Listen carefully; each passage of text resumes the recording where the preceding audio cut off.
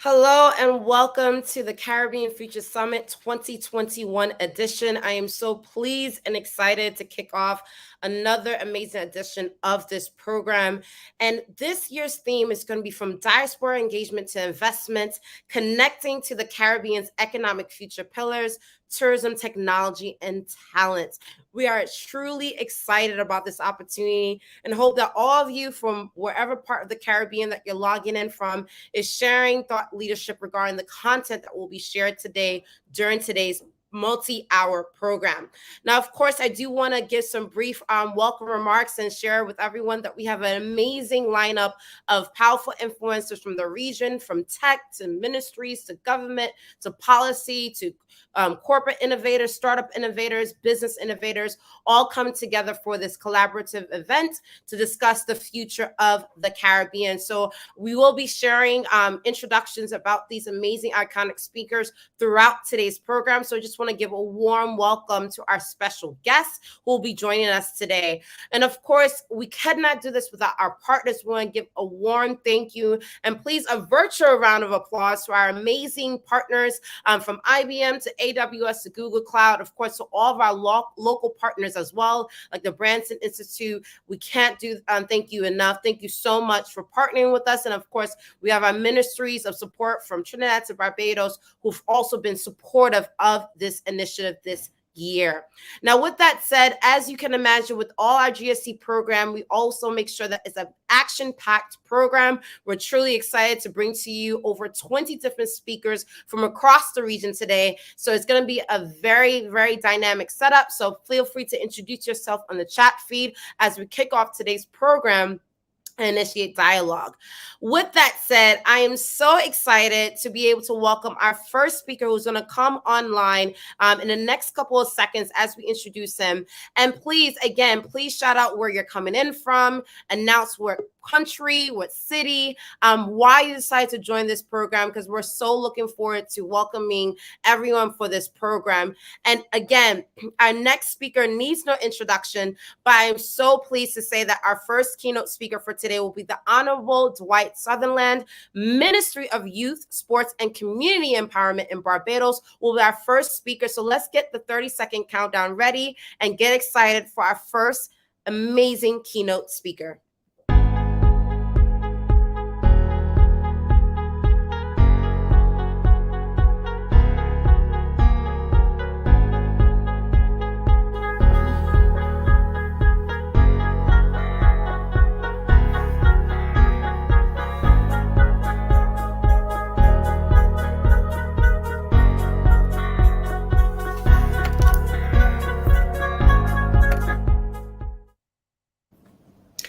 Hello, Honorable Minister Dwight Sutherland. It's an honor to welcome you to the Caribbean Future Summit 2021. It's a pleasure to welcome Barbados to this program. And without further ado, I'll pass it over to you to your opening remarks. Again, it's a pleasure to welcome you to this year's edition program.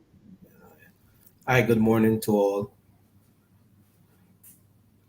The Honorable Audrey Shaw, Minister of Industry, Investment and Jamaica, Professor Hilary Beckles, Vice Chancellor, University of the West Indies, Lieutenant Colonel Michael Jones, Executive Director of CARICOM Implementing Agency for Crime and Security, other distinguished featured speakers, specially invited guests, delegates, members of the media, ladies and gentlemen.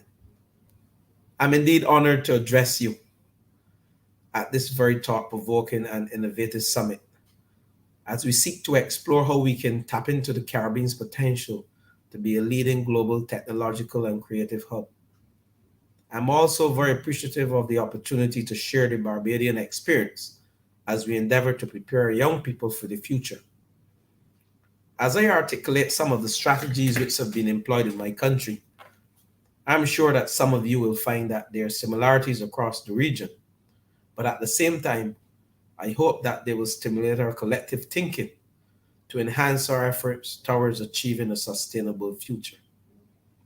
I note that the theme selected is from diaspora engagement to investment, connecting to the Caribbean's economic future pillars, the pillars of tourism, technology, and talent. The theme is both reflective and futuristic and reminds us that our stunning landscapes, seascapes, and vibrant cultures have allowed us to be one of the world's top tourist destinations.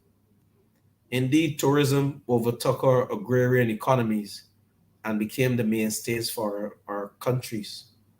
More importantly, however, the theme begs us to examine more closely the benefits to be derived from technological advancement and from the development of our people. In this regard, we are cognizant that tourism is still the lifeblood of most of our economies, but today we are presented with the opportunity to undertake another evolution, that is, to position our economies on a trajectory for technological growth and advancement, utilizing abundant talents within our people. Undoubtedly, this transition is vital as it provides a potential for economic diversification at a time when our tourism dependent economies continue to reel from the onset of the COVID-19 pandemic. Furthermore, the pandemic has forced us to review the delivery of services and to embrace technological solutions so that our services remain accessible to our clients. As we seek to fully embrace a technological society, I wish to implore all participants of this summit to ensure that our Caribbean youth are the focal point of all of our undertakings. This is critical since it is through our young people that our development is sustained. And as has been articulated by the United Nations, it has been long recognized that the imagination, ideals, and energy of young people are vital for the continuing development of the societies in which they live. In the context of the Caribbean, therefore, a future where technological advances are pervasive throughout our societies is one where young people are accepted as agents of change, entrusted with fulfilling their own potential and ensuring a world fit for future generations. The question we must therefore ask ourselves is, how do we prepare a better future for our young people?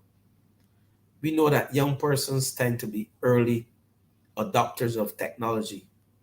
However, technological change is almost one of the most disruptive drivers of the future world of work. This is emphasized by the International Labour Organization, which contends that young people are very often engaged in occupations with a heightened risk of automation, from which they are more likely to lapse into unemployment and inactivity. These challenges of securing and retaining decent work are often compounded and even more seriously and complex for our vulnerable and marginalized youth. The good news, though, is that our young people are resilient and with the right stimuli and support can be a bastion of fresh ideas and can work diligently to showcase their talents and achieve their goals. Entrepreneurship is one of those areas which provide our youth with the opportunities to explore their creativity and fulfill their dreams and potential.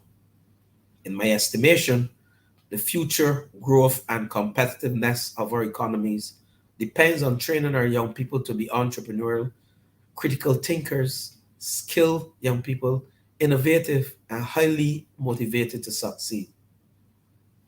It is notable that the global research undertaken by the Global Entrepreneurship Monitor indicates that peak entrepreneurial activity occurs among persons in the age range 25 to 34. In Barbados, our youth entrepreneurship scheme has acknowledged how digital technologies provide greater flexibility, agility, and new experiences for clients. It has indeed become apparent that the move to digital platforms encourages a culture that embraces innovation, encourages the adoption of digital skills and competence, and promote new spaces for employees to learn cutting-edge digital skills. So to this end, the Youth Entrepreneurship Scheme has begun to strategically transition its services within the digital dispensation. Firstly, our Entrepreneurial Development Training Program has recently added modules focusing on e-commerce, technology entrepreneurship, and digital technology, which has diversified the curriculum and exposed clients to a technologically based business environment. Moreover, within the business labs simulation, groups are now being diverted away from the traditional areas of food and beverage and light manufacturing products to more technological based services where revenue generating activity is not limited to geographical space, but is conducted in a way in which business owners and entrepreneurs can market and sell services to the world.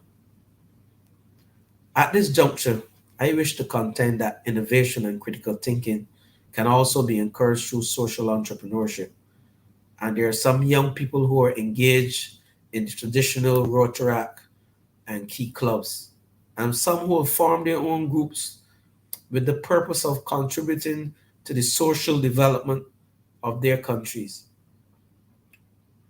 These social entrepreneurship mechanisms allow for the development of solutions to social, cultural, and environmental problems. Two examples of social entrepreneurship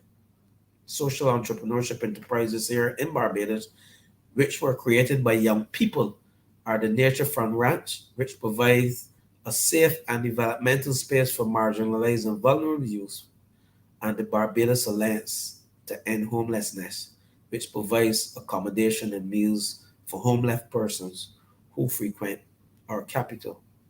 So, social entrepreneurship enterprises not only offer solutions to social problems, but also have the opportunity to be translated into tourism products and can add value to sectors such as agriculture, manufacturing, the environment, and renewable energy. Renewable energy is, in fact, another innovative area where Barbados and the region can make significant strides. Our sustainable development depends on the reduction of dependence on oil and fossil fuels and the increased production of renewables and other clean energy sources. At the moment, our Barbados Investment Development Corporation, which we call BIDC, promoted and export Barbados, is assisting young entrepreneurs in renewable energy sector to promote sustainable energy and climate technology. And such beneficiary from this initiative, one such beneficiary from this initiative, is a young Barbadian woman, Miss Carrie Ann Bovell, who has gained international visibility in global startup competitions and who has been accepted in the United Nations Development Program's Blue Lab and won a UNDP Blue Lab Accelerator Award in 2020. Ms. Bovell's company, EcoMyco, is a biodegradable plastics and biomaterial research and development startup, and with continued effort, will contribute significantly to waste management as well as sustainable energy. In recognition of the fact that our youth must be at the forefront of the renewable energy revolution, Export Barbados, in partnership with the Barbados National Oil Company, has devised a training program for the installation and the wearing of photovoltaic PV panels. This proposed 6 to 12 weeks program will be undertaken in 2020 and will seek to certify at least 100 young persons with the relevant national and Caribbean vocational qualifications. The program was created in response to the anticipated growth in demand for photovoltaic installation, given the increasing cost of fossil fuel generated energy. It also seeks to target at-risk youth and to reduce crime and recidivism. Similar efforts are being conducted within my own ministry, the Ministry of Youth, Sports and Community Empowerment, to promote renewable energy. We are also keen to provide young people with opportunities to participate in the renewable energy sector.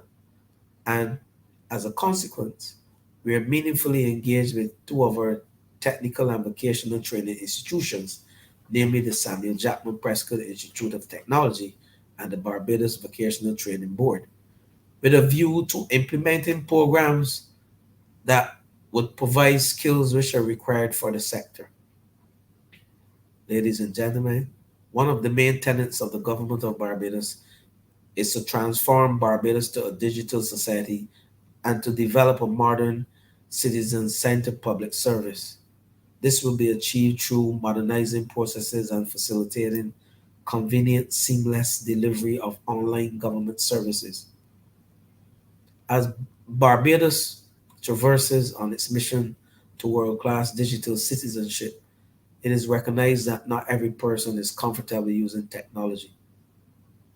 To ameliorate this situation, a digital ambassadors program was designed for volunteer students to provide hands-on support for citizens to enable them to engage with government through emerging digital technologies. Over the last 2 years, the digital ambassadors have been involved in several projects, including collaborations with the Barbados Revenue Authority to assist citizens in the completion of their taxes online, application for police certificate of character as well, and an online registration to support electronic transfer of social security benefits. During the coming year, the digital ambassadors will be trained in areas such as digital literacy, digital awareness, and cybersecurity. This training will build their capacities and will enable them to be deployed at the community level to increase the digital literacy of the population through various initiatives. The need for information technology and digital literacy to be embraced by all citizens has been further manifested in one of my ministry's flagship innovative initiatives, our information technology for teens, or what we call It's for Teens program, which challenges students to concentrate on creating concepts focusing on entrepreneurship and the crafting of virtual businesses. This program, which has been in existence for 12 years, has trained over 5,000 young persons between the ages of 13 and 18 in a variety of computer application and has and have prepared them to explore the various IT areas available for study and work in a global virtual world. This and other similar training programs are considered essential to ensure that all persons are able to effectively utilize technological solutions which are being developed to make public services more accessible and easy to manipulate. For too long, citizens have had to wait in long lines to conduct businesses during regular working hours, and as a consequence, much productivity time has been lost. In addition, persons have had to go through the arduous task of securing several documents to access loans, licenses, and other business services. It is against this background that Barbados is moving fervently to introduce a new digital identification card very soon, and this will carry all the necessary information to support authentication of a person's nationality, national registration number, address, and driver's license status, as well as allow persons to conduct financial transactions seamlessly without having to carry numerous proof of address and more than one proof of identification. The aforementioned initiatives represent just a few of the examples of the strategies implemented in Barbados to prepare young people for the changing world of work and to foster innovation and entrepreneurship. Two critical elements in these initiatives are the opportunity to hone the natural skills and talent of our young people and to explore options from which they could benefit. However, as we maximize the ability of our young people to develop their talents, I must, as a minister responsible for sports, express my belief that we have not fully optimized the potential of our young people in the very lucrative occupational area. Sports is an exciting area in which the Caribbean can stamp its presence on the world stage and showcase its talents. Research has demonstrated that there are genuine benefits which can be derived from creating a vibrant sports industry, an industry which has evolved into a global business with a worth in excess of US 600 billion annually. This has pushed the demands for faster, stronger, better sportsmen and women. As a result, the involvement of technology in sports, has become more important in the quest for superlative performances and excellence. Multimedia systems which will help to analyze skills development, computerized modeling system to analyze team play, and wireless physical scouting tools are a few of the technological innovations utilized in sports.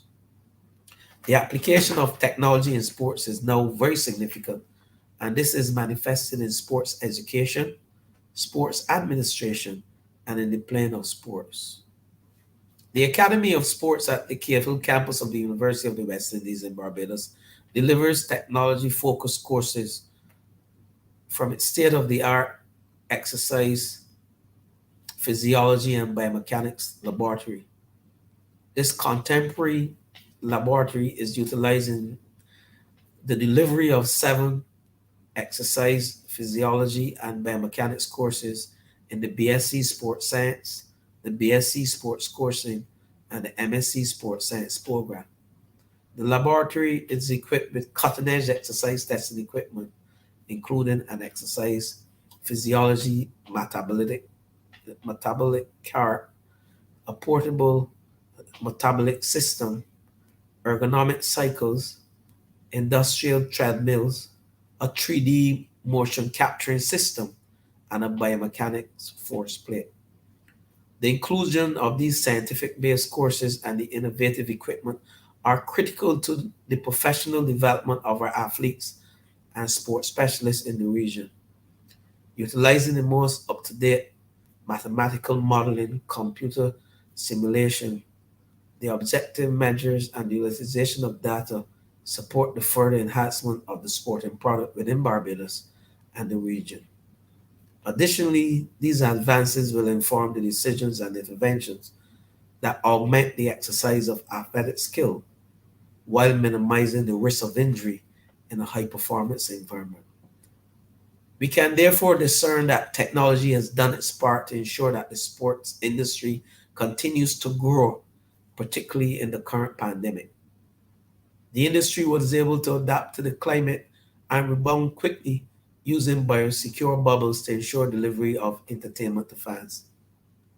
The spectatorless era of sport continues to be overcome by technological platforms such as live streaming, which allows for other areas of revenue generation for sports to continue. It is against this backdrop that I proffer the significance of technology to the future of Barbados sports. As we seek dual objectives in achieving sporting excellence and building out a viable Barbadian sporting industry, there are several factors for consideration, such as infrastructure, high performance, sports tourism, and job opportunities. Technology will be at the forefront of each of these factors that matter in sports. They are related to the way in which world class stadia are created, how athletes prepare and train to compete, how to identify and assist talent, how to enable world class coaching, how to attract investment, and how to create working professionals that assist in the world of sports. It is therefore evident that the contribution of technology is critical to the development of our region, and significant investment in this area can only improve efficiencies and stimulate effective growth. At the same time, investment in the development of our people must be at the forefront of our development thrust, and we must highlight the priority areas of development which can bolster economic activity and support our goals of sustainable development. Technology is driving global development, and our people are our most valuable asset. I therefore wish to emphasize that technology and the development of our people, especially our young people, must be priority for all our countries. In closing, I wish to thank the organizers for inviting me to participate in this event and to be able to share some of the successes which we in Barbados have achieved. I do anticipate that very positive outcomes will emerge from this summit, and I look forward to receiving the final report. I wish to assure you that Barbados is ready to collaborate with other countries in the region on initiatives which will redound to the benefit of each country and the region. Ladies and gentlemen, I thank you.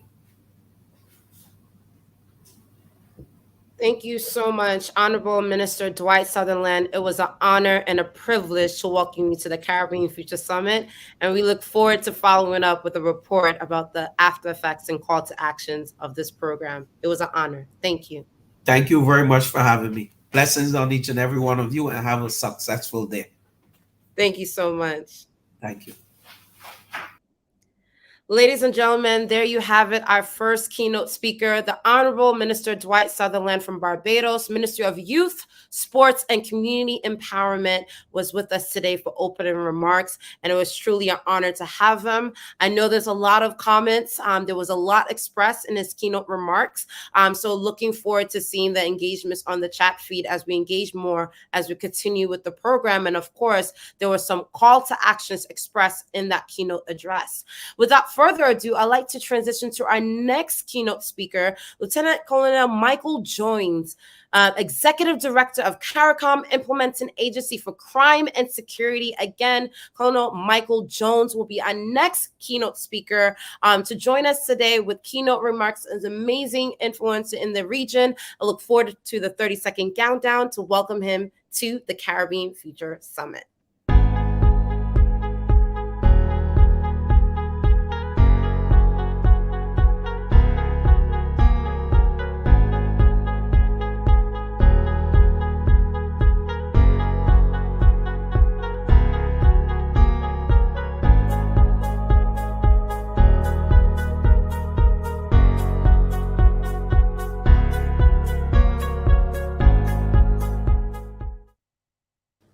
Welcome, Michael Jones. It's an honor and privilege to welcome you to the Caribbean Future Summit. I pass it over to you for your keynote address. Thank you again. Thanks, ma'am. Minister Shaw, Minister of Industry, Investment and Commerce in Jamaica. Minister Sutherland, Minister of Youth, Sports and Community Empowerment, Barbados. Professor Sir Hilary Beckles, Vice Chancellor, University of West Indies. Fellow presenters, colleagues, media, distinguished ladies and gentlemen all across the globe, good morning. As you've just heard, my name is Michael Jones, and I'm the current Executive Director of the Caribbean Communities Implementation Agency for Crime and Security. So I'm hailing from CARICOM. I'm cognizant that we're running a little bit behind time, so I promise to stick to the allocated 10 minutes. But I want to first commence my address to you by first extending our thanks and appreciation to you, Ms. Batang, and your events management team from the global startup ecosystem community for extending this opportunity to me to say a few words about our journey at CARICOM Impacts, our contributions, findings, and as you asked, offer any advice, if any, to the audience, especially within the context of tourism, technology, and talent. The theme for this year's conference is From Diaspora Engagement to Investment, Connecting to the Caribbean's Economic Future Pillars, Tourism, Technology, and Talent. This year's event focuses on galvanizing local and diaspora communities to tackle tourism workforce challenges, shortages, and technological disruptions within the region. Now, though our agency just celebrated its 15th anniversary of existence, it is not as well known as some of the others whose history predates ours. And in some instances, there are some still who were or are of the belief that our creation was for the first Cricket World Cup we hosted in the region in 2007. Yes, we did host a second World Cup, which was the T20 version in 2010, and as was our fate then, so was it against Seal yesterday, when we suffered our third defeat, and so I have no chance of advancing any further in the competition. Now, while I would concede that that first World Cup was a catalyst for our creation, as the recommendation for the creation of such an entity as ours was actually one of the 130 recommendations emanated from the outputs of a security task force established in 2001, even prior to September 11th.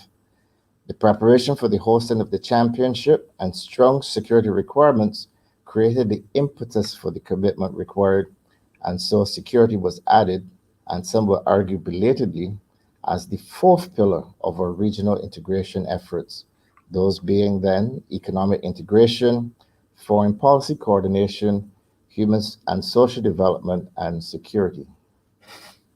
Now, it is well known and an established fact that the Caribbean is the most tourism dependent region on the planet.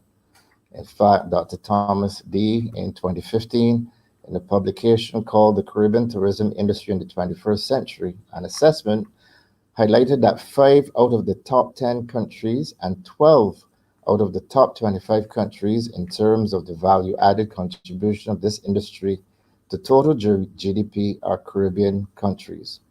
And this assertion was based upon figures gleaned from the World Travel and Tourism Council. But this is stuff you already know, and my assignment was to talk to you about our contributions, findings, etc. Well, one contribution that we've been making since 2006 is the management of a regional advanced passenger information mechanism. In preparation for CWC 2007, 10 CARICOM countries would have legislated the need for the submission of advanced passenger information and did temporarily operate as a single domestic space for the duration of the competition. Given its success, this legislation that was sunset initially became permanent even though the single domestic space went away. So long before UN Security Resolution 2178 from 2014 was passed and 2396 from 2018 subsequently, which call for the requirement of collecting API and passenger name record information as a means of combating the movement of foreign terrorist fighters, this region was well ahead of many more developed countries in the world in processing this information. To date, we have all 15 member states and 2 associate members of CARICOM and 1 third state participating within this regional setup, with others to follow. Having such a mechanism in place increases facilitation of the traveler, not just the traditional tourist, without compromising security. And this is critical for a tourism product because, as we discern in a joint study that was conducted between ourselves and the Caribbean Tourism Organization in 2010, the feeling of being safe and secure was one of the key reasons why our countries were selected as destinations for travel. Given our comparative similarities of size, scarce resources, and the recognition of strength in numbers, the Pacific Immigration Development Community, which comprises members such as American Samoa, Cook Islands, Kiribati, etc., have engaged us as they seek to replicate a similar setup in their region. Now, in the year 1 BC, which is actually 2019, BC being before COVID, we were processing on average 60 million passenger movements annually across the CARICOM member states. This fell to almost a third of that number in 2020. Now, while there's no doubt that this global pandemic is a genuine crisis, having just accounted for 5 million global deaths last week, and in January 2021, in the semi-annual Global Economic Prospects report published by the World Bank, it was estimated that the world economy probably shrank by approximately 4.3% in 2020, or an estimated 6 trillion with a T capital dollars.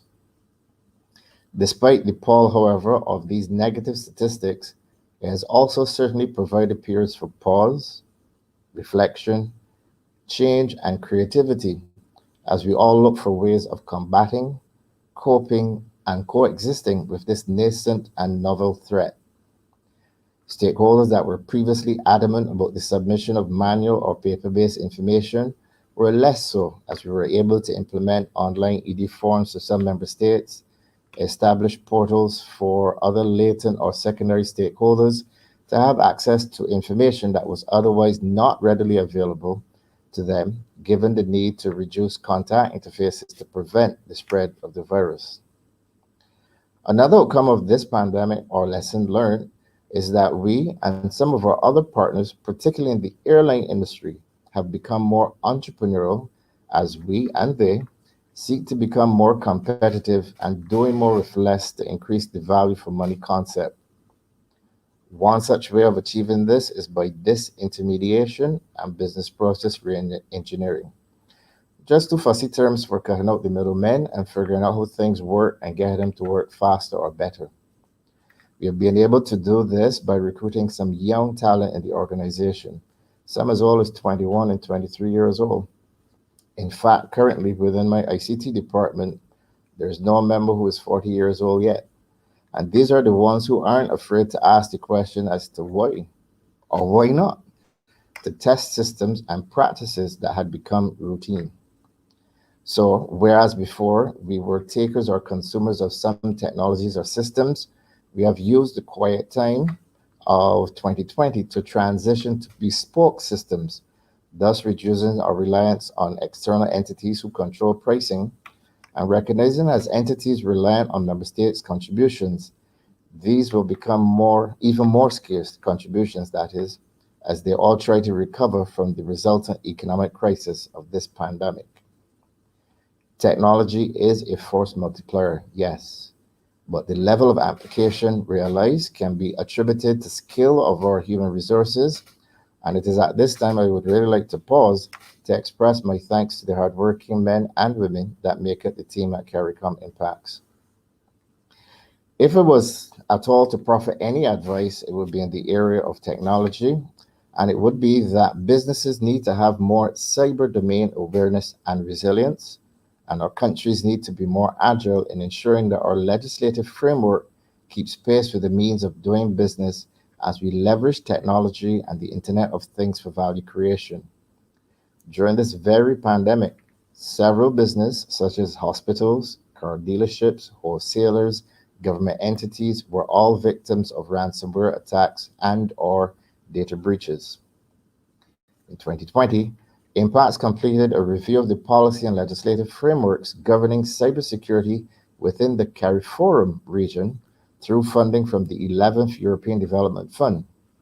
What was highlighted is that most countries feature several national laws which address some aspects of cybercrime and cybersecurity, noting, however, that there is no omnibus law that addresses all the principles and standards prescribed for the protection against transnational electronic crimes.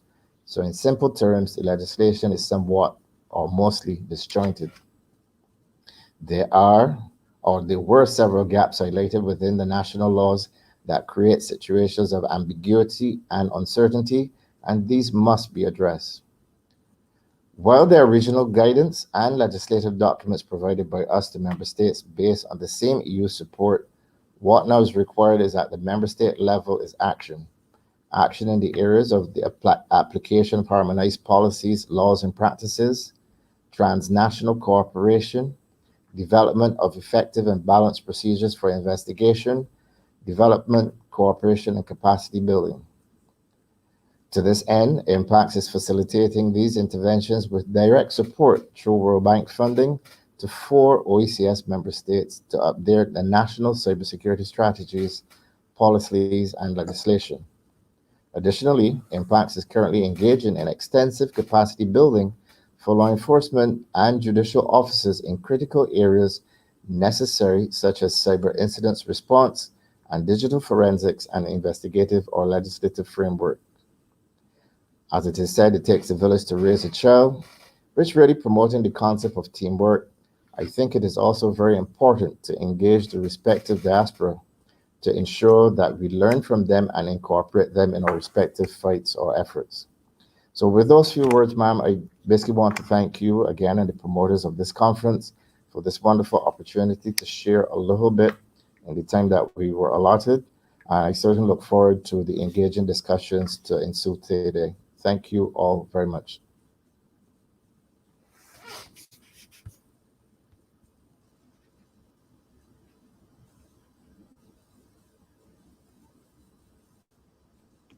Thank you so much for joining us for this session. It was really a pleasure to have you, and we look forward to staying engaged with you post the program. Thank you again. Thanks, ma'am. Take care.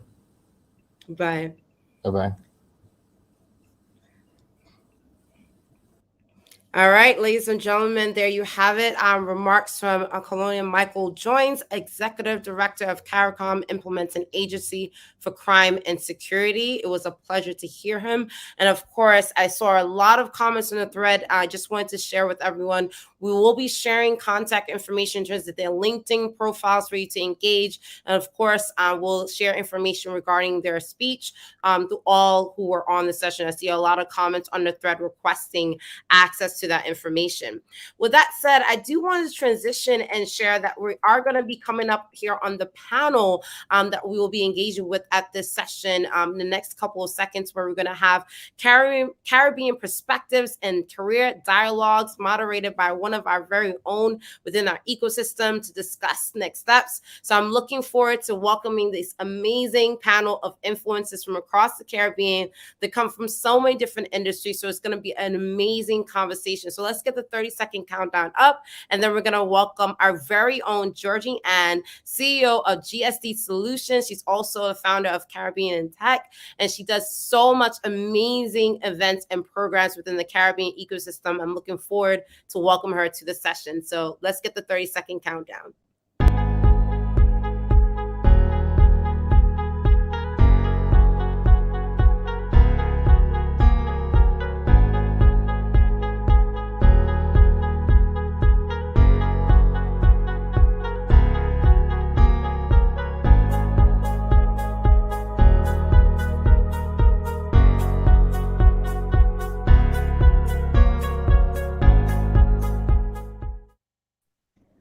Welcome, Georgie Ann. It's such a pleasure to see you as always.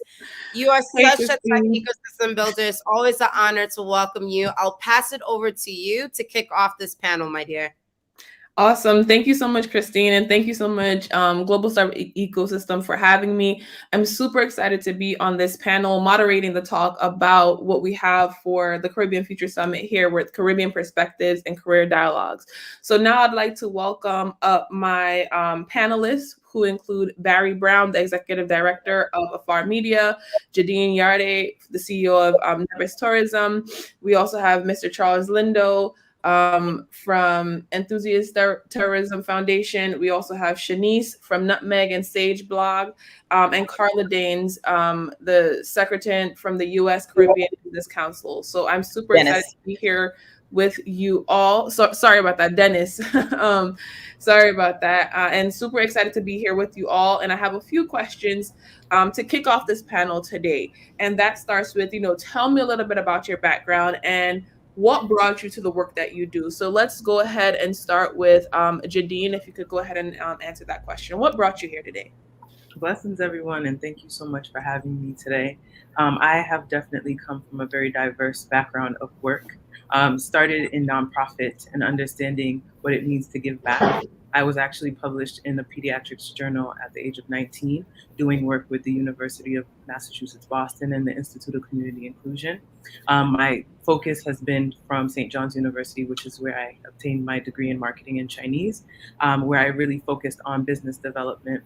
I was a knack for music, so I interned at Sony Music, where I learned a lot about just being a very aggressive and enthusiastic person.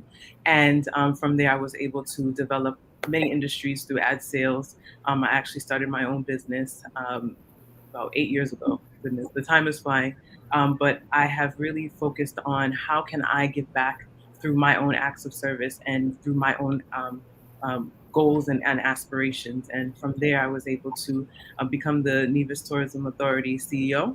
And I've been really excited about doing that because we've been able to do amazing things during this very, very difficult time. So again, thank you so much for having me here. That's just it in a nutshell. There's a lot that has been happening, but I want to make sure I give enough time for everyone else to share their experience as well. Yes, thank you so much for sharing, and congratulations on all your accomplishments. And I can't wait to hear a little bit more about some of the activities that you guys have been able to do over there. Barry, I would love for you to give us a little introduction of yourself. Tell us a little bit about your background and what brought you here. Sure. Thank you so much for having me, and happy Caribbean month to everyone. Jadine, you and I have to talk about music because I'm a 3-time amateur night at the Apollo winner. I'm a singer when I'm not doing travel, but I went to Syracuse University, spent 10 years doing the marketing for Bermuda Tourism, Amtrak, Travel Channel, and many other travel brands in the advertising world. I was hired away by Travel and Leisure magazine after creating the Bermuda Jazz Festival in 1996. Spent 10 years at Travel and Leisure and American Express Corporate. Left there to launch WSJ Magazine, and 11 years ago joined Afar Media. And Afar is all about speaking to the upper echelon of travelers. We like to say that we get people off the tour bus and sitting at someone's kitchen table.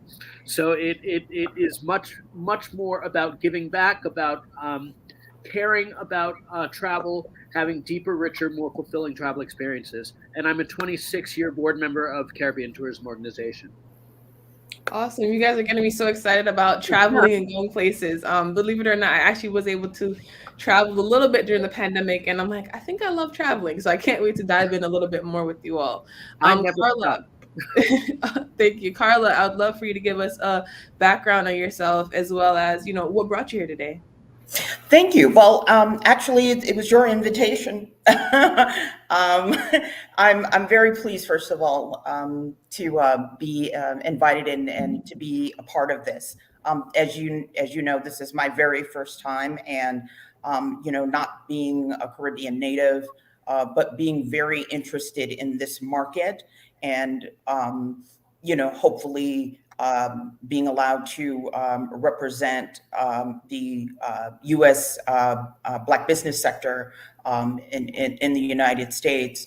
I'm looking forward to learning much more about this market, as I think the potential for Black American businesses to get involved and really spark economic development and growth in the area is my main focus. I guess getting into the question about my background and how I came here and what interested me in getting and accepting this invite. I'm a 15-year Wall Street recruiting veteran, so I know it's a far cry from doing what everyone else is doing, but it was in fact my interest in global markets that led me to economic development after my career. And so I went from there into the nonprofit world, and I wanted to focus on minority business, obviously, being an African American myself.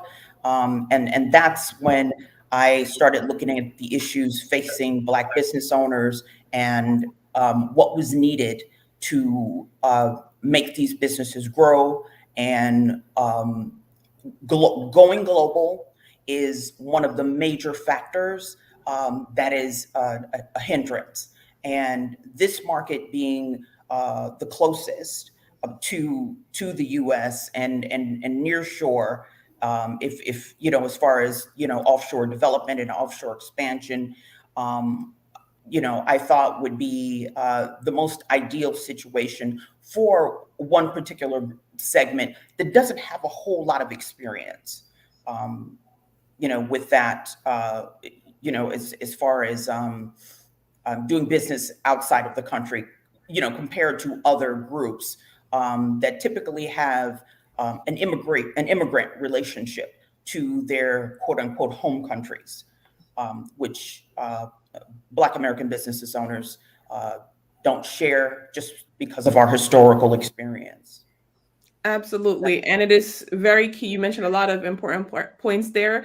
The Caribbean being very geographically close to the US, and just how can we increase business relations, because to grow career opportunities, and that's a part of this panel, Career Dialogues, is to expand within and beyond the diaspora. So the diaspora is so broad, as you said, based on the history, it got disconnected. So how can we start that reconnecting of the diaspora, creating more job opportunities to collaborate and work together? Absolutely. And I want more diasporans, Afro-diasporans, to have ownership, Mm-hmm. not just jobs. So that's important. Thank you. So now we're going to head over to Shanice. I would love for you to give us a little bit of a background about yourself and what brought you here today. So good morning, everybody. I feel like I'm fangirling because you're all so amazing and I'm hearing what you're doing and I'm like, wow, like at 19, I definitely was not being published anywhere. So I'm just like, wow, amazing. So yeah, my name is Shanice Steele. I started in the nonprofit sector as well. For the last 11 years, I've been doing work around creating space for Black and Indigenous folks, specifically in Canada. I'm Afro-Indigenous, so my father hails from Trinidad and Carriacou, Grenada, and then my mom is native to Canada, or what we call Canada now. And so a lot of my work is around bridging the conversation between Black and Indigenous people to talk about things like colonialism, like fighting against oppression, white supremacy, things like that, and finding ways for us to connect on kinship and relationship building. So that's a lot of the work that I do. Canada has a huge Caribbean population. And also we have a lot of migrant workers that come up from the Caribbean and specifically work on farms, fruit farms in Canada. And so it's important that we are bridging conversations between some of our most marginalized populations that don't necessarily have access to education because of a lot of those systems of discrimination and white supremacy and colonialism. And so, yeah, a lot of my work is really just about making sure that Caribbean folks within Canada know that they are valued, know that their voices are important, connecting them to their indigeneity, because I always say Afro-Caribbean folks are just Indigenous Africans displaced from our homelands, and what does it mean to connect to indigeneity in that way? And so I started my own nonprofit called the Ashganon Project, where I do classes and workshops for free for Caribbean folks, for Indigenous folks to connect. And then I also write a blog called Nutmeg and Sage, where I talk about my experiences as an Afro-Indigenous Caribbean queer woman living in Canada, though I'm currently in the United States right now in Illinois, but what that means to live in a space that sometimes says we shouldn't exist. So I'm really about making sure that we see ourselves in the ways that we should. So yeah, that's how I got into this work. Awesome. Thank you, Shanice, for sharing that story and, contributing in that space. I think when people see stories, they're able to better try to tell their own story more and see what opportunities could come from that, or just let the world know that we exist and we should be a part of the world, and you're creating that space. Charles, I want you to go ahead and give us your introduction and let us know a little bit about your background. Well, thank you and good morning. And first of all, thank you so much for having me on this program. Actually, thank you for having our island on this program. Jadine, how are you? Barry, a long time no see. How are you guys doing? Hello, my friend. Good. All right. It's a pleasure meeting the other panelists as well. And yes, actually, I just want to clarify a little bit about the name of my little island. We are a little island, 8.1 square miles. It's called St. Eustatius. And I know it's difficult to pronounce at times, but feel free to call us Stacia. That's what we call it in the name, in the voice of the locals. We say Stacia. So feel free to call us Stacia if it's even if it's more convenient for you, instead of saying St. Eustatius. Okay, getting into my my career. Actually, I am a graduate, as you know, from Johnson & Wales University, which is located in Rhode Island, where I got my hospitality/master's degree, a business degree. And in doing that, before I did that, actually, I got my passion in the culinary arts when I accompanied a friend of mine in Curacao. We had to leave, of course, my little island to go to Curacao at a tender age. And I got there and I accompanied him and went to the back of the kitchen, and I saw the chef doing all these fancy things with the knives. And I'm like, hey, I want to do that. So before you know it, I got involved, and of course, a few nicks and knacks here and there during the process of learning how to use the knife. But at the end of the day, I moved on, and of course, went to Rhode Island, where I furthered my education, got my degrees in food and beverage management, restaurant management, etc. And then my first professional job actually was with Wyndham Corporation, where I followed as a manager in development. And from there on, I moved to Aruba and the St. Martin. And now here am I back in my little island, St. Eustatius, where I'm actually currently been here now home for 12 years plus minus. And as the director of tourism here at St. Eustatius, many of you, as said, and that also shows in the pronunciation of the name, we are very new to this whole development of tourism. We are virgin territory, as we like to call ourselves. But we are the new kid on the block, but we are making some very loud noises. So during this process, we hope that many of you who are out there listening would learn about us. As I said, new destination, new development. And yeah, St. Eustatius is here. We are open for business and we're ready to welcome each and every one of you. Awesome. Thank you all for your introduction. And so now I want to embark on a conversation. This panel is named Caribbean Perspective and Career Dialogues. And we've all talked about how we could, one, look at diverse people whether they're diverse from the race or the country or the ethnicity, right? We talked about that. And now I want to talk a little bit of how can we merge this with the careers. So I want to start a conversation with everybody involved of just answering this question of how can we bridge the gap of career opportunities as well as entrepreneurial opportunities between the US and the Caribbean. It sounds like everyone here, or Canada and the Caribbean, everyone here has had that dual experience of being in the US and experience in the Caribbean. So where are the gaps? How is your organization filling those gaps? And where do you see additional opportunities? So anyone can jump in, so we can start off with where are the gaps and how is your organization filling it? Go ahead, Barry. And we don't got to race and just jump in when you hear somebody kind of wind down. I didn't want to stumble over anyone, but creating passion for travel and tourism has long been on my agenda. I co-created the Caribbean Youth Congress with Caribbean Tourism Organization 25 years ago because we realized that as we honor each other and work so hard to build this industry that we love, we've got to fuel the new generation. So one of the things that we do in our conferences every year is we invite 14 to 17-year-olds. Every country has their own representative to debate topics of tourism. And when you hear a 13-year-old girl slam her fist on the table and say, you have to listen to the youth and understand what we need to help build tourism, because they want to go to Princeton, Harvard, and Yale, and they don't necessarily see travel and tourism as an inspiration that's going to build their best career. Mm-hmm. And there's so much richness in that discussion. And very much like Afar, we have a foundation that helps underserved communities get out to and explore the world. Mm. So we sent them to Belize, we sent them to Europe to do reclamation projects. We've paired them with classes of peers in Peru. So it's a wonderful thing to not only do what we do, but to inspire what's next. Yes, and definitely having the students, the youth, see these different places gives them the opportunity to say, hey, I can be in this space doing this work. And I want to just have, Shanice, I think you look like you want to jump in the conversation about how, seeing these places, having people seeing different personalities, tell me a little bit about like how your organization is tackling that, with, getting perspective as well as like potentially developing someone's career.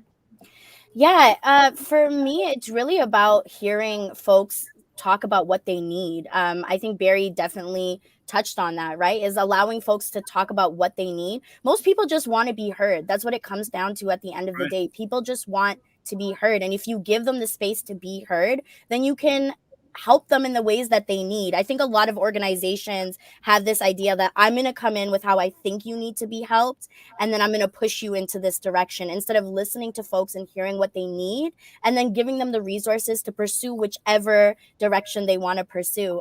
As the child of an immigrant, my options for school was very limited. It was like doctor, lawyer, engineer. I didn't. My family did not understand when I got into activism. Like that took a lot of time of sitting down.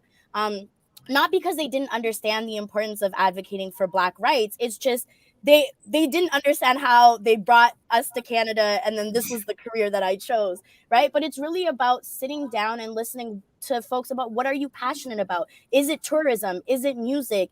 If it's being an engineer, then it's being an engineer. But how do you provide the resources for folks, especially immigrants and migrants in the context of like Canada and even the US, right? Oftentimes they don't know all of the resources that they have access to because they've only been told of this limited path. So it's making sure that they know every avenue that they can access and that you're sending them in that direction, but also supporting them, right? It's not just about here's the resources, go figure it out on your own. It's about being there with them and helping them access those resources, right? And so a lot of folks who are looking for like paths, especially migrants who are looking to get their citizenship, right? It's about giving them those other paths that they can access. That's something that I found within the Canadian context. Where I am right now, there's not a lot of Caribbean folks.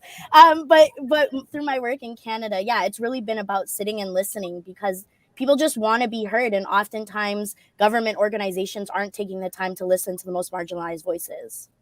Awesome. Thank you. And so with that statement, oh, Janine, I was going to just call on you. So from what I heard from that is that, I see an opportunity for Carla to jump in to talk about how the government, the U.S. Business Council is doing that, as well as an opportunity for Jadine and Charles to jump in to say how the tourism authorities, the tourism organizations are tackling that from the ground up. So for the folks that are there and how the U.S. is kind of coming down. So either any one of you three can jump in and give those perspectives. And I think Jadine was going to say something first. Yeah.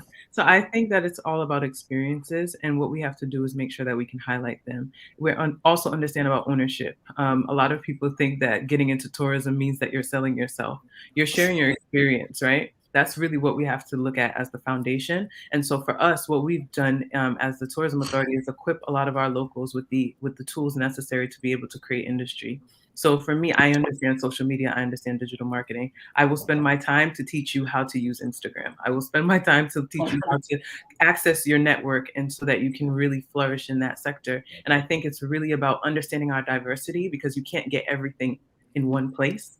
So we have to understand how we have to extend ourselves to our neighboring islands, to the United States, and to be able to work collaboratively. So for us, that's how we've been doing it. We've also worked with organizations like fashion, because we're looking at our brand not as a tourism destination, but as a lifestyle. What is Msmes? What does it exemplify? How can you wear it? How can you walk in it? What are the words that you're saying? That's how you really have to position things for people to understand that although we're different, we're still one, and we have to be able to lend to our diverse experiences.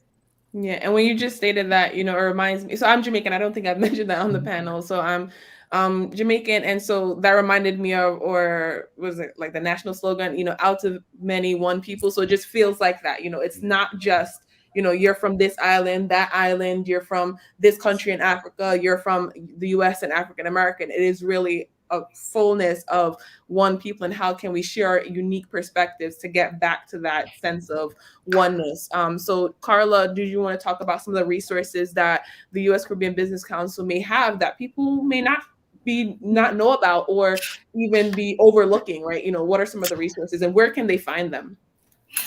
While everyone was talking, I was actually prepared to address some of the things that they were saying. So I didn't prepare anything for your question about our resources. I'm sorry. No problem. So you can jump in on that end as well. Okay, because I wanted to talk about the diversification aspect and the government and the hurdles that we all face, and how that can be a hindrance to essentially the problem. Because of my work, I look at things from a macro level.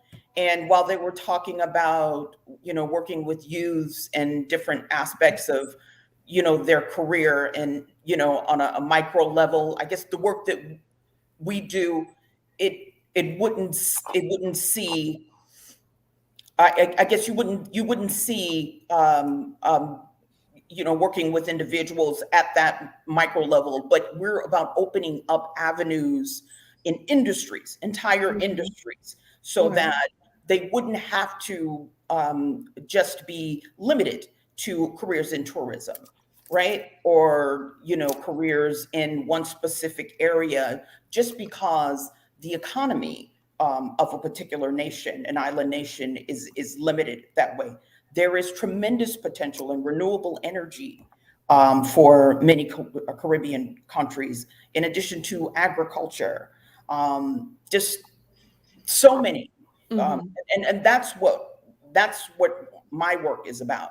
It's about working with these businesses, working with these U.S. businesses to put pressure on, and also working with U.S. government agencies to help put pressure on these governments that have all this red tape that really stop us from opening up opportunities in other industries so that these economies can be diversified. I think that's the bigger issue.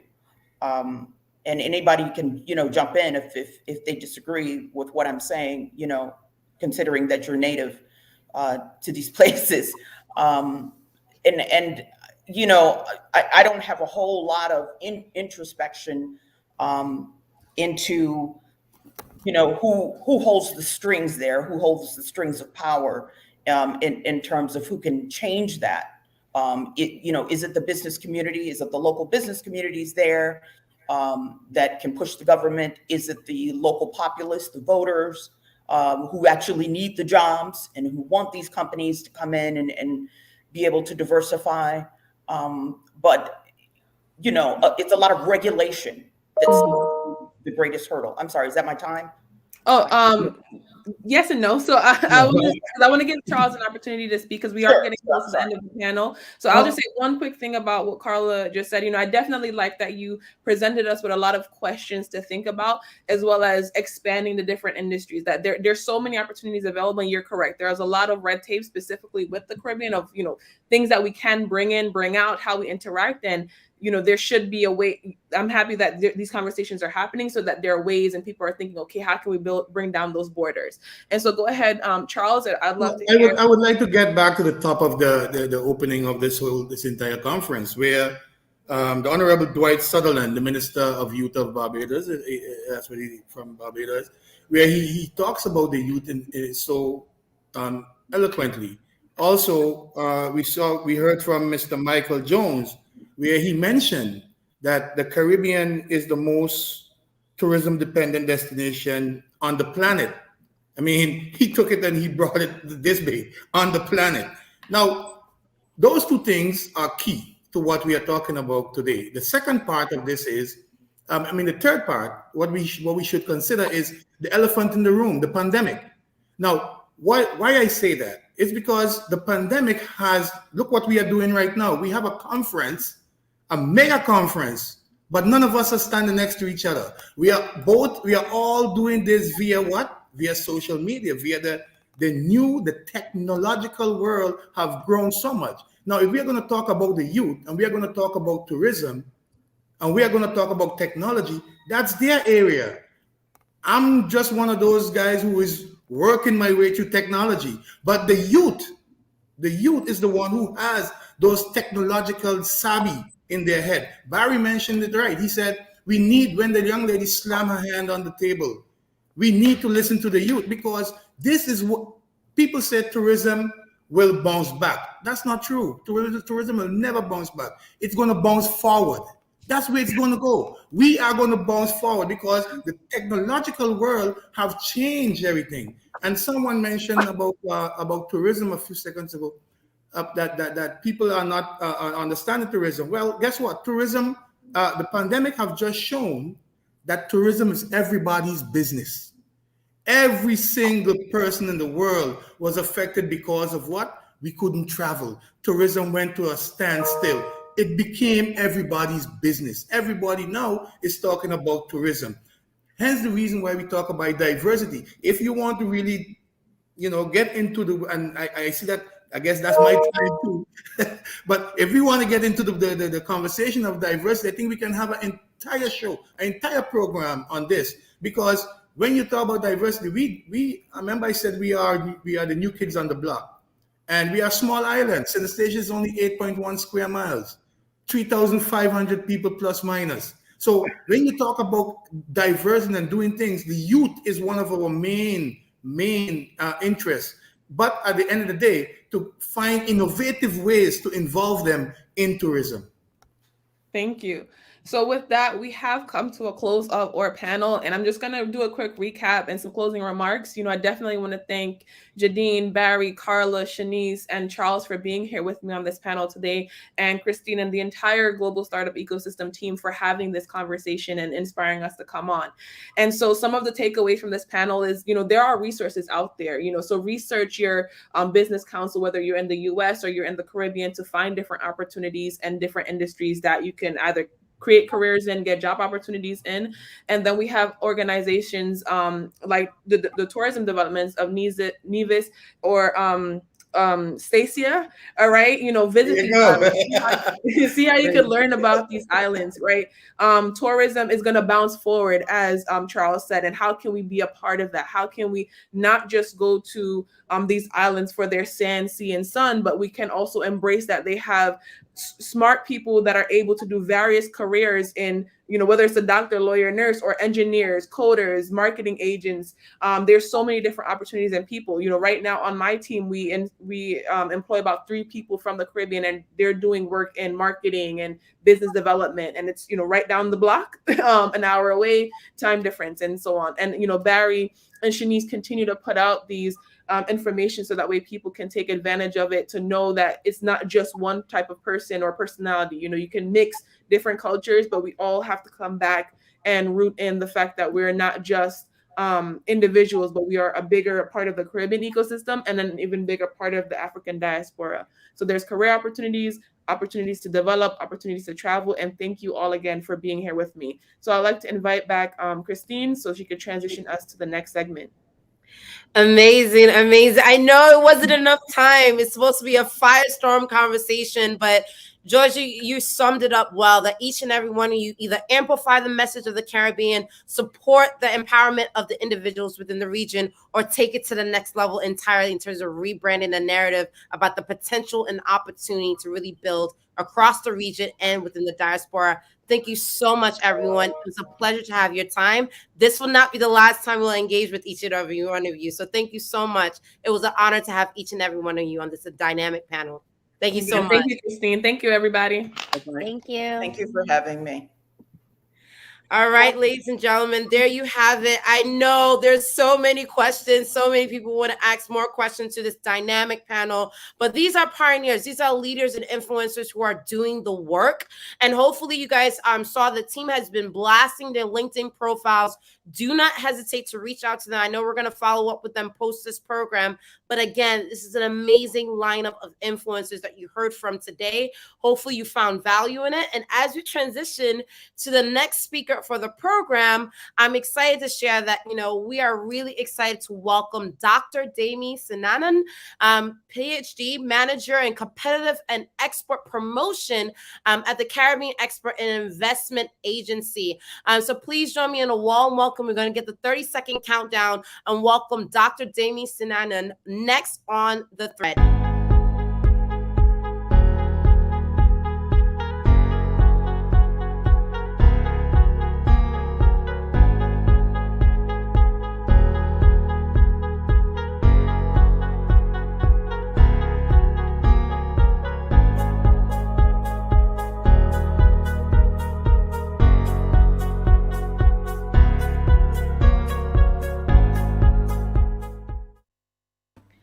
Welcome, Dr. Dami. It's a pleasure and honor to welcome you to the Caribbean Future Summit 2020 edition. I pass it over to you for your keynote remarks. Thank you again.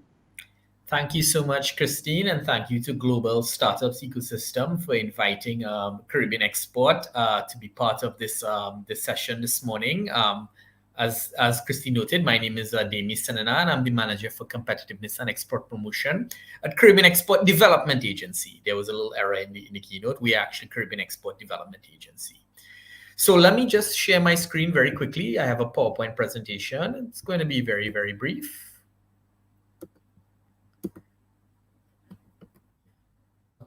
I hope everybody can see my screen. The title of my presentation and my keynote address is Innovation and Growth Through Digitalization. Just a bit about Caribbean Export Development Agency. We were established in 1995, and we are the official trade and export and investment promotion agency of the 15 CARIFORUM member states.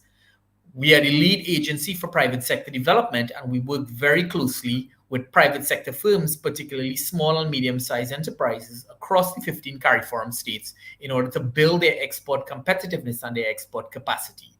We do this primarily through generous funding from the European Union through their European Development Fund, of which we are on the 11th iteration. Our vision, we just recently completed our new strategic plan for the period 2021 to 2024, and we have defined our vision as to be the leading agency that drives Caribbean economic transformation through private sector development. And we will do this by providing innovative and targeted initiatives designed to enhance Caribbean business growth, sustainability, and job creation. At Caribbean Export, we recognize the region is at a very pivotal point. Already before the COVID-19 pandemic, the region was very vulnerable to whether it be to economic shocks, whether it be to environmental shocks, hurricanes, and the like. But with the COVID-19 pandemic, these vulnerabilities were really laid bare. With weak economic growth, increasing external debt, the vulnerabilities are just so more pronounced, and it really impacts upon the private sector. And we know if the private sector suffers, then employment suffers, and then economic growth for the region has suffered. So what Caribbean Export has recognized is that we have to really put business at the center of the economic drive for the Caribbean region. So our strategic plan is firmly committed to building the innovativeness, adaptability, competitiveness, and access to finance for regional firms, so that they can recover, build resilience, employ more persons, particularly youth and women, and really rebound from the impact of this pandemic to take the Caribbean region. And I would want to quote my colleague from St. Eustace, who spoke on the previous panel, to take the region forward. We're not looking to bounce back, we're looking to bounce forward. I'll actually steal that line going forward. We do this through 3 strategic objectives. The first one, focus export development and promotion. The second one, focused on building the investment promotion capacity of the IPAs in the region to facilitate greater investment, and also to position the region as a preferred destination for foreign direct investment. Because we believe once more money is coming into the region, it can only benefit the private sector and promote economic development in the region. And our third objective is to support the services sector as the next frontier in Caribbean business. We reckon, and when we're talking about services, we're really talking about non-tourism services. We have to look at, services such as fashion, such as music, such as creative industries, animation, ICT. We see these services, professional services. We see these services sectors as key to driving economic growth forward in the region.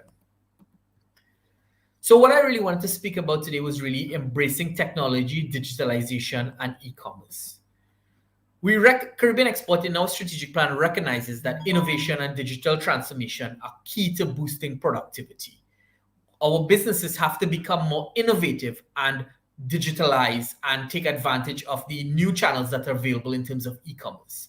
What we recognize is over the last year and a half, many businesses were able to survive, and some even thrive, by making that shift away from traditional ways and looking to do business in a more online, digital way. In fact, we see more business. We have seen much of our clients put more websites, do more work in terms of really building their digital capacity, getting more access to online platform. And to do this, we have to really look at improving the investment climate in the region. We have to see what can we do better in order to facilitate access to digitalization and digital business. Some obstacles that we need to overcome. I don't look at this with rose-colored glasses. We know that in the region, we face certain challenges that are inherent, that really act as a barrier towards greater innovation and greater digital.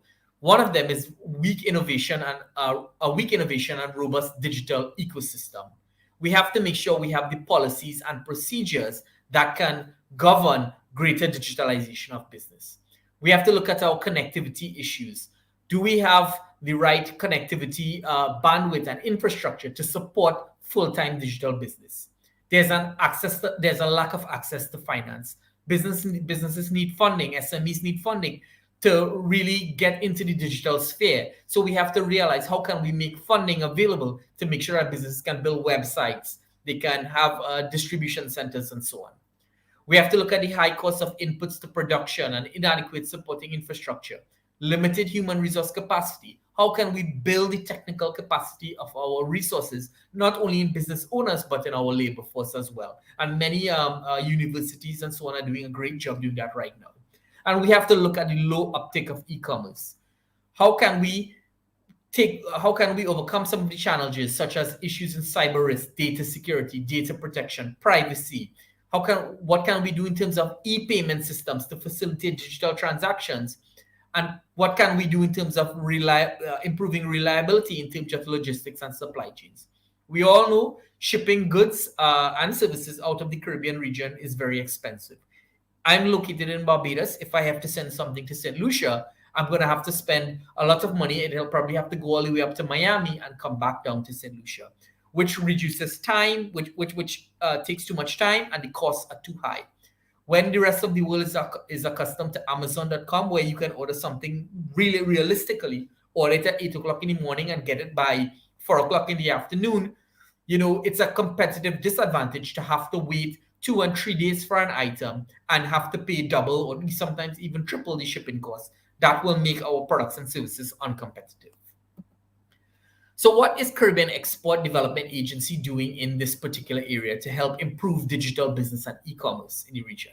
We are expanding and enhancing partnerships. We recognize that we can't do this alone. We have to partner with other agencies who are doing the same thing in the region. The last thing we want is duplication of efforts and duplication of resources. How can we partner with agencies such as donors, such as the IDB, the World Bank, who are doing tremendous work in this area? We can enhance the work each other is doing to try to focus on the issues that I identified before. We have to look at capacity building in the areas of e-commerce. Do our businesses and do our small and medium-sized enterprises really understand e-commerce, the technical areas of it, and how to make it work? It's not just simply selling online. It's a whole gamut of services that can be offered online. Bookings and so on, for example. We have to look at building the capacity of e-commerce. And Caribbean Export, over the last year, in the midst of the pandemic, we ran a series of webinars, technical webinars, that focused on different areas in terms of e-commerce. We have to look at e-payment solutions. Caribbean Export has just commissioned a white paper to explore what are the different e-payment solutions that are available and what will make sense for small and medium-sized enterprises. So we can look forward to that publication coming up. In terms of distribution, we recognize, as I mentioned before, that shipping goods and services out of the Caribbean region can be very expensive. Can we do a feasibility study on a Caribbean fulfillment center? We have to look at the establishment. We are doing a feasibility study on a Caribbean fulfillment center to look at what is the best model so that we can fulfill and ship our goods, whether it be a warehouse in Miami, a warehouse in London. What would that look like? We are currently looking at establishing and supporting of an online marketplace. We recognize all over the world there are these online marketplaces popping up. And in the region, there are several that have popped up. But what are the keys to success for these online marketplaces that will make them sustainable going forward? We're going to be providing grant funding for technology adoption. Right now, we have an open call for grant funding whereby a firm can access up to 30,000 euros on a non-reimbursable basis to finance their technology adoption. If they want to build a website, if they want to look at improving their technical capacity, grant funding will cover that. And on the investment side, we have to build the investment promotion capacity in the region so that we can attract investment in the area of technology. Just last week, we held our Caribbean Agritech Investment Summit, whereby we looked at attracting investors in the areas of agriculture technologies. And we have transitioned into promoting iGuides to the region to attract investment. And of course, we have to look at improving the ease of doing business. How can we make doing business easier in the region for small and medium-sized enterprises so that they can adopt technologies and really adopt these technologies and do more work in the area of e-commerce? So I'll stop there. I know it's a short 10 minutes and I went through it very quickly, but thank you very much. I'll be happy if there are any questions that pop up. I'll be happy to take them and answer them. Thank you, and over back to the moderator. Christine, I think you're on mute. Thank you so much, Damien. It's honestly an amazing presentation. I know we're limited on time, but there were tons of questions on the feed. We do have time for a quick one. Can you just take one question? Absolutely. Yeah, take as much as you need me to. All right, this question is coming from Sherry Pallet. Her question is, can you share with us how do we get in touch as small business owners in the U.S. to tap into the Caribbean Export Agency? Yes, if you're a small business owner in the US and you want to do business in the Caribbean, I'm assuming that that's the gist of the question, and you want to do business in the Caribbean. Caribbean Export can definitely facilitate that with you in creating linkages with other small and medium-sized enterprises or large firms in the region. So you can reach us www.carib-export.com or info@carib-export.com. And I saw that you just shared my LinkedIn profile. Feel free to reach out to me via LinkedIn, and I'll be happy to assist in any way I can. Thank you so much. Honestly, it was a privilege to have you. We look forward to staying in touch with you. Thank you so much, Dr. Damien. Thank you, everyone. Have a great day and be safe. Thank you. All right, ladies and gentlemen, there you have it from the Caribbean Export and Investment Agency. Now look forward to welcoming for the 30-second countdown our next keynote speaker.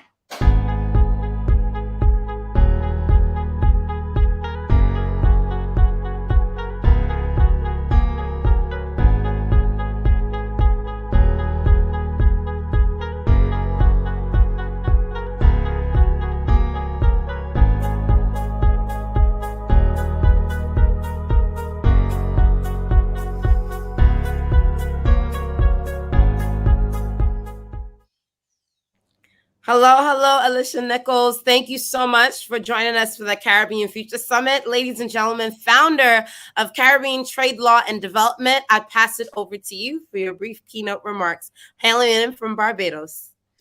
Thank you so much, Christine. Could you hear me well? Okay, perfect. Good morning, everybody, and thank you so much for the opportunity to be here. Protocol having been established. First, let me thank the organizers, Global Startup Ecosystem, for the kind invitation and for a very riveting and well-organized event so far. I'm pleased to share with you today on the topic of disruptive human capital development and trade in the post-pandemic era. And it flows very well from the previous speaker from Caribbean Export, because I look at some of the things that he would have spoken about as well. So to borrow a phrase from Sophia Petrillo from that iconic show, The Golden Girls, picture it, the Caribbean 2030. Caribbean countries are more than tourism destinations. They're leading hubs of technology, innovation, exporters of high value-added goods and services. It sounds wonderful, even idealistic, but it is possible. And as we saw from the previous speaker, some of this work is already being done in order to make this transition possible. It won't be easy, nor automatic, but it can be done. As much as the ongoing COVID-19 pandemic has been a major disruption to our economies, our societies, our daily lives, it presents an opportunity to determine how we can turn the COVID-19 moment into a catalyst for the kind of trade that redounds to the sustainable development of our region. When we think of any of the great or emerging tech hubs, Silicon Valley, Shanghai, Tel Aviv, Singapore, one of the essential ingredients is that human capital endowment. The World Bank in its Human Capital Report 2020 defines human capital as the knowledge, skills, and health that people accumulate over their lives. And human capital theory, as purported by some of the early theorists like Becker and Schultz, recognizes that investments in human capital can redound to the benefit of the individual through higher income and to firms and to the economy through higher productivity. It's often said that Caribbean countries' greatest resource are our human populations, which, though small in size, are among the most educated in the world. And if our diaspora populations are taken into account, well, then this resource endowment is even larger. Trade is a lifeblood for Caribbean small open economies, and our countries are, generally speaking, among the world's most tourism dependent. But there's some facts and some truths that we have to bear in mind. And the World Bank 2019 publication entitled Trade Matters, New Opportunities for the Caribbean highlights some of these. The fact that the Caribbean's high integration in the global economy is through mainly imports rather than exports. Our high dependence on trade makes us vulnerable to external shocks. This ongoing deglobalization, the fact that our share of global merchandise exports have been on a decline from 3% in 1970s to a quarter of a percentage in 2012.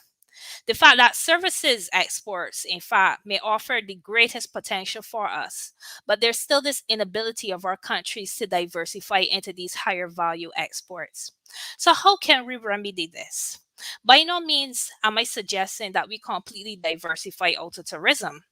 What I am suggesting is that we need to put our economies on a more broad-based sectoral footing than simply tourism, financial services, oil, or whatever, by expanding not just our export base, but our export partners. And we are already seeing this happen. In Barbados, for instance, we saw there was the Kenya Barbados Business Summit recently on the sidelines of UNCTAD. So there are steps being taken. What we want to do is to ensure that the Caribbean is known not simply for sun, sea, and sand, but as hubs for cutting edge medical research, AI, gaming, fintech, you name it. The Caribbean is a melting pot of creativity. We're the inventors of soca, calypso, reggae music. Many people might not know, but the inventor of Archie, the first internet search engine, is a US-based Barbadian, Dr. Alan Emtage. So is it really that far-fetched for us to think that we could have the next Steve Jobs or next Bill Gates? Barbadian-based fintech company Bit Inc. recently partnered with the Eastern Caribbean Central Bank to develop the world's first central bank digital currency within a currency union, and is also doing similar work in Africa as well. We have to share these stories. But in all of this, how can we do more? How can we accelerate to that vision of the Caribbean in 2030? Many years ago, our governments followed to varying degrees Sir Arthur Lewis's industrialization by invitation. But maybe it's time for innovation by invitation.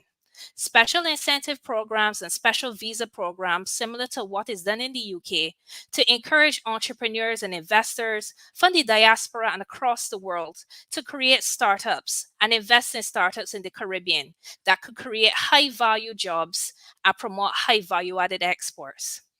The previous speaker as well outlined some of the obstacles that firms face. And after all, if we're going to try to woo these investors, we need to ensure we have the enabling framework, not just the human resource endowment, but the legislative framework, the infrastructure, the ease of doing business. We need to improve our data availability to ensure that policy making is evidence-based and that firms and entrepreneurs have access to up-to-date data to make investment decisions. Our educational systems must produce a human resource fit for purpose for our 21st century Caribbean, not just in terms of the subjects, but softer skills needed for success. Public speaking, applying for funding, financial literacy, protecting your intellectual property. One of my favorite quotes from Sir Richard Branson is train people well enough so they can leave, but treat them well enough so they don't have to. He was speaking in the firm context, but I'm extending this to a country context. Let's be honest, we fetishize youth in engagement, but we need to really put this in practice. We have too many young, eager, motivated young people brimming with ideas, educated at taxpayers' expense, who want to make a difference. But many are leaving the region because they feel they have no opportunity for employment commensurate with their skills, or they feel they have to be politically or socially connected in order to advance. On a personal note, one of the reasons why I created Caribbean Trade Law and Development 10 years ago was because I felt a youth voice was missing from the areas of trade and development, and my inability to gain employment in trade despite my skill sets. And because of that, I've been able to build a thriving consulting business. We have to deploy the right people in the right positions in governments and create an enabling environment for our young entrepreneurs to pursue their dreams by improving access to finance, cutting the red tape, and improving access to information. With regard to our firms, they have their part to do too. Because, as Peter Drucker said, culture eats strategy for breakfast. There is still a culture where workers see their work as just a means for earning a salary instead of working towards a greater purpose. Investing in employees by providing opportunities for future training, promoting holistic employment and employee wellness, making them feel appreciated, making employees feel as though their advancement is not a threat, but an opportunity for the business, will be ways in which they could be increased productivity, improve workplace cultures, and ultimately greater exports by local firms. Our late Prime Minister, Professor the Right Excellent Owen C. MacArthur, was a big proponent of the idea of creating a smart city centered on the University of the West Indies Cave Hill campus. Our universities can be greater exporters of technology,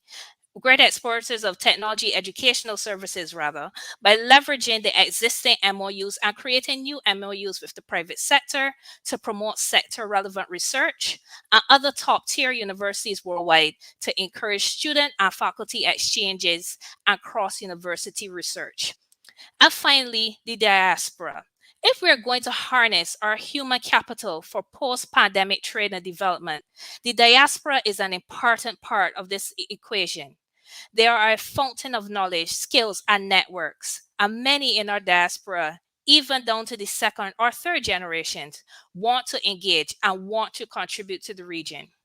A couple years ago, I had the fortune of listening to a presentation by a brilliant Barbadian scientist who is conducting pioneering breast cancer research. And I wondered to myself, if she were able to do that pioneering research based from a university here, imagine the intellectual property that would be generated at a Caribbean-based university.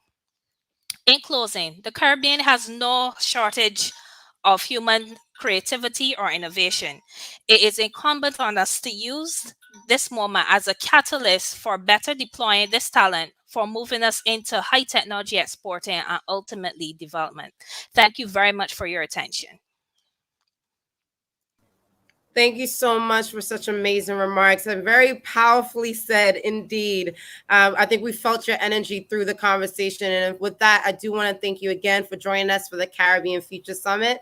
And of course, ladies and gentlemen, please give a round of virtual applause and hopefully connect. I know the team is sharing your LinkedIn profile across the social media feed. Thank you again, Alicia. It was an honor to have you. Thank you so much, Christine. It was indeed a pleasure and honor. Take care. Bye-bye. Thank you. All right, ladies and gentlemen, it has been an intensive day already. I really appreciate Alicia's remarks. I mean, I saw some passion and fire, especially what she said around the youth, that we fraternize, youth empowerment, but do we actually implement it on a practical level? So it was very empowering to hear that perspective.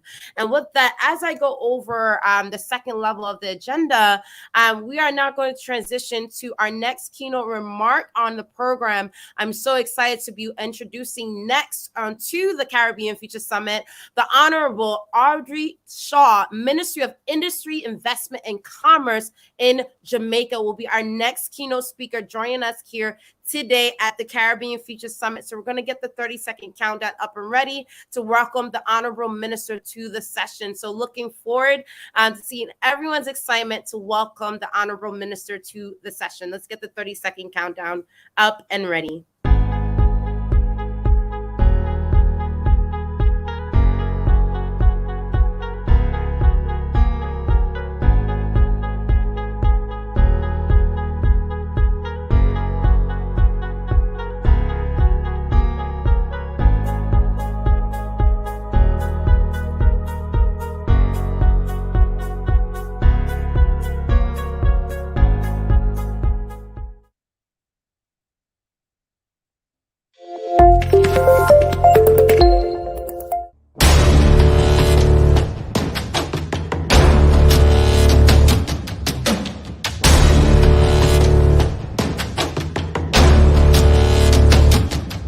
So on this chart, you can see LinkedIn's hiring rate across a couple different countries. The 313 stands for the deliverable. The 313 is a process that will help you to articulate your idea in 3 sentences, 1 sentence, and ultimately 3 words. The pandemic has, in some ways for us as an innovation lab, only accelerated the way we wanted to work, the way we want to put innovation and technology at the service. Whilst we already know that our tourism sector has been completely decimated across the region. So we have to really try and find other solutions. But there are a lot of opportunities in the Caribbean region. As you know, we suffered a major brain drain for many, many years. How many of you have heard this question where you're applying for the job, they say you don't have any experience, but you need experience to have experience?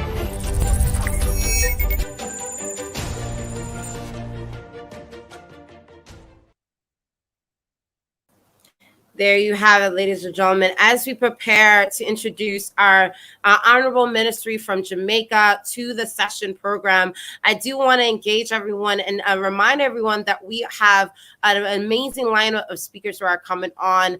That was just a promo summary clip of Caribbean Future Summit last year, where we engaged with pioneers from across the region to discuss what's happening within the Caribbean from different countries across the region regarding development, trade, and tourism. So hopefully you found that recap experience very suitable to many of you. Of course, many of you are aware that we're also launching a Caribbean tour across the region. So just want to give you guys a quick clip of the experience of Haiti Tech Summit, where we had Speaker Jack Dorsey engage in the region. Just want to give you guys a window into that experience as well. A lot of entrepreneurs I meet outside the United States have this notion that in order to succeed, they have to move to the United States, they have to move to Silicon Valley. Even in the United States, people in New York think they have to move to Silicon Valley and San Francisco to build a successful company, and it's just not true. If you become dependent upon that idea of the only way I'm going to be successful is to actually move my location, it really takes away the potential of serving the market in a unique and differentiated way.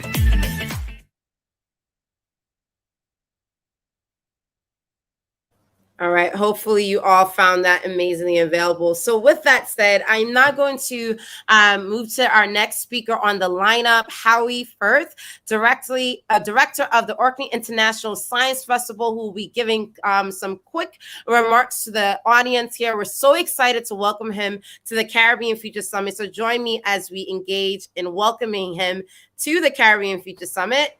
Howie, welcome. How are you? It's a pleasure to have you, and I'll pass it over to you for your keynote remarks. Thank you again for accepting the invitation.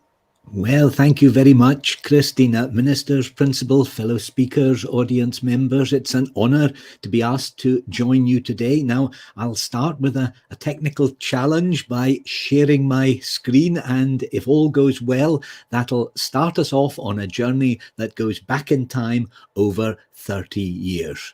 Here we go. 1, 2, or 3. And if all's well, that should be the screen and I can read my name loud and clear. The reason I said we're going back over 30 years ago is that was the time of the start of the concept of a science festival.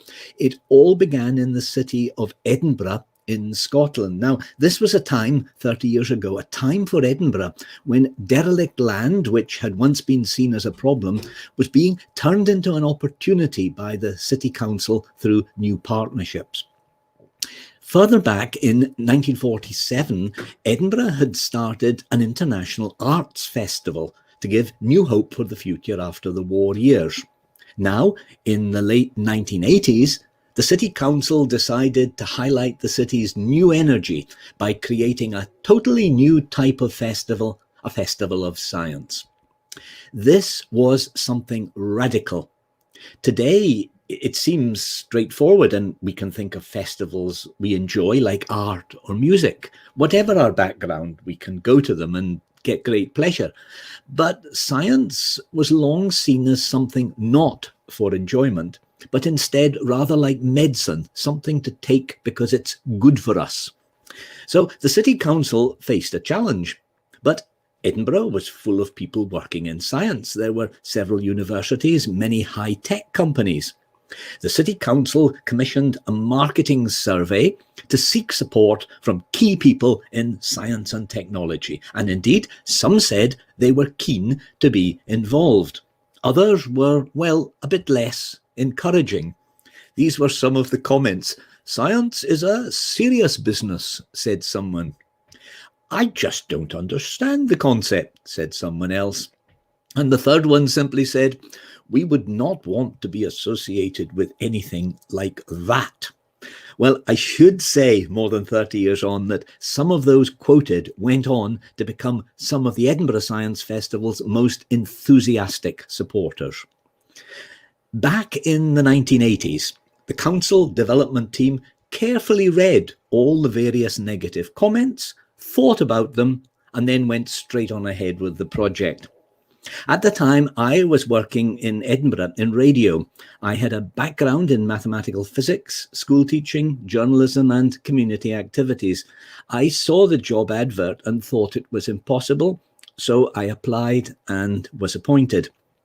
And in April 1989, with some late snowflakes fluttering in the streets, there was Mr. Boom, the one-man band from the moon, singing a song about the planets of the solar system, with many very small and very well wrapped up Edinburgh children joining in.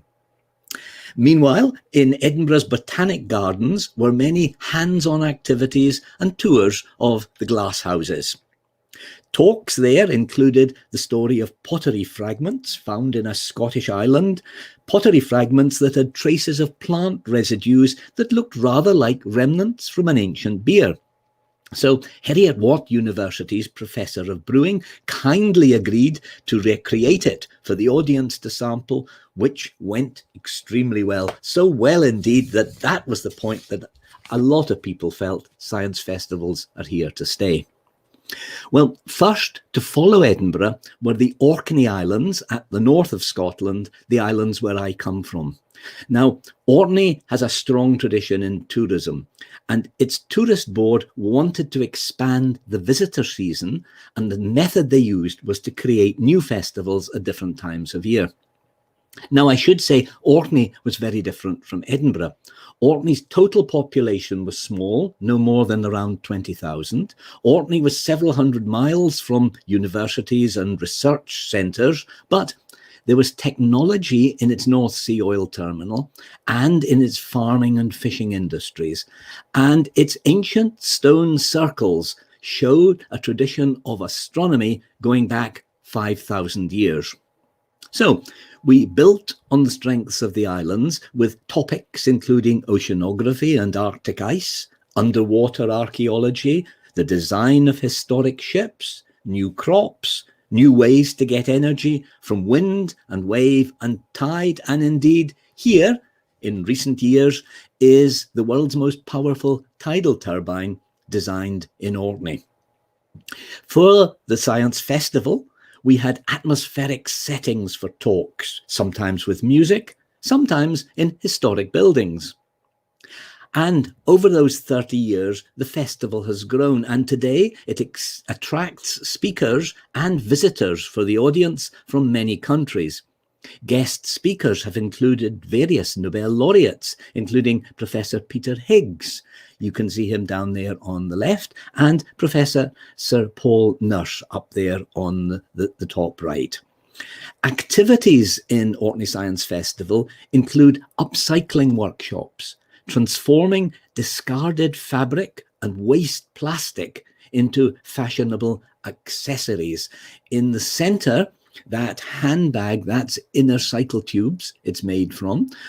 Down below it, various types of recycled plastic. And on the right, that beautiful dress was made out of men's silk ties. Now, here's the point. It's not what you do that makes a festival, it's how you do it. Wherever you are, whatever the size of your community or its resources, you can create a science festival to promote a vision of your community's future. I can give an example. The small island of North Ronaldsay in Orkney has just 60 people, but they have an ancient breed of sheep living on seaweed, confined to the seashore by a long stone wall. They've a historic standing stone, they've a historic lighthouse as well, but there are those sheep down grazing on seaweed. The people of the island support science festival events with much enthusiasm. They particularly like astronomy events, and just this year they've been awarded International Dark Sky status. Researchers are very interested in the island sheep, as it's been found that seaweed in the diet reduces emissions of the greenhouse gas methane from sheep and cattle. Meanwhile, Orkney Science Festival has had to go online for the past 2 years, and we now have a huge bank of material on YouTube that can be freely accessed by any community or any school anywhere in the world. So, in conclusion, a science festival can be any size, large or small, and it doesn't require large pieces of equipment or big investment. Just thinking freshly and creatively and building what's there, building from what's there locally. You can see, as in the top left, you can see how you can show people how to tan fish skins into leather. Or, top right, you can have seaweed workshops, or beneath, wildlife walks. The aim is to provide insight and enjoyment and moments of exploration and delight when the world seems new again. And that is what science festivals are about. Thank you so much, Harry Firth. It was a pleasure to have that presentation. I see some comments again on the chat feed. So thank you so much for joining us for the 2021 edition of the Caribbean Future Summit. Thank you. Thank you again. And I'm really excited that you all were able to hear those remarks because, of course, when it comes to the Caribbean, there's so much activity and engagement when it comes to, our carnivals, our festivals, our engagements with music and food and dance.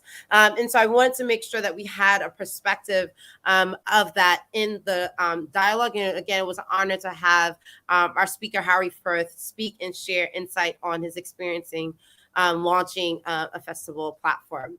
So with that said, as we transition again, continuing on with the agenda to welcome the Honorable Minister from Jamaica, I do want to go over the Caribbean Future Summit and the background in terms of our work within the region and really building together the pioneers that we bring together every single year for this regional summit. So as you can imagine, for this edition, you have heard already so much from so many dynamic speakers from across the region share their insight and perspective of what's happening and how Diaspora can tap into the region. How do we transition our economies from just not just being highly dependent on tourism, but how do we leverage technology and become tech hubs of the future? How do we build on digitizing our industries and prepare for economic diversity as a region? These are the dialogues and conversations that are happening within the summit, but of course offline through networking and conversation and private roundtable discussions. So hopefully you guys are engaging in those dialogues. And again, I want to shout out our partners who made this summit possible. Of course, there is a private virtual career job fair that is happening post the program where different Caribbean nationals from across the region applied to get virtual jobs and virtual internships with GSC partners for this platform. So if you're young people who are watching this now, want to get a virtual employment and virtual opportunities, feel free to engage the team at Global Startup Ecosystem. So with that said, again, we are almost through the second half of the agenda today. We already had such a dynamic lineup of speakers engaged with us today. And of course, next you'll be hearing from Honorable Audrey Shaw, Ministry of Industry, Investment and Commerce of Jamaica. Earlier today, we heard from Honorable Dwight Sutherland, Minister of Youth, Sports and Community Empowerment from Barbados, and followed by Colonel Michael Jones, Executive Director at CARICOM Implementing Agency for Crime and Security. So it was a dynamic conversation, also followed by the Caribbean Perspectives of Career Dialogues, where they were bridging the gap between diaspora and local influencers within the region. So far, we already had a lineup of pioneers. And I want to talk about the concept of building. One thing that I loved and I admire with our ecosystem is this power of consistency and building on what has been done. Last year, we had 20 dynamic speakers from across the region speak at the Caribbean Future Summit, from the CEO of the Interdevelopment Bank Lab, Irene Huffman, to speakers from LinkedIn, Google, the Caribbean Export Agency. A whole range of pioneers. Essence Magazine spoke at last year's edition. And of course, I shared a brief video cap of last year's experience. But the main thing I want to highlight from last year's program is really centered around really thinking about how do we talk about workforce digitalization within the region. I know many people within the Caribbean have talked about how do we empower our ecosystems to be ready from turning into tourism hubs to tech hubs and really diversifying our economy and really rethinking how do we tap into the diaspora community when it comes to remittances and remote work. And so this is something that has really been a big point of conversation. I want to reemphasize that this is the second annual edition of the Caribbean Future Summit.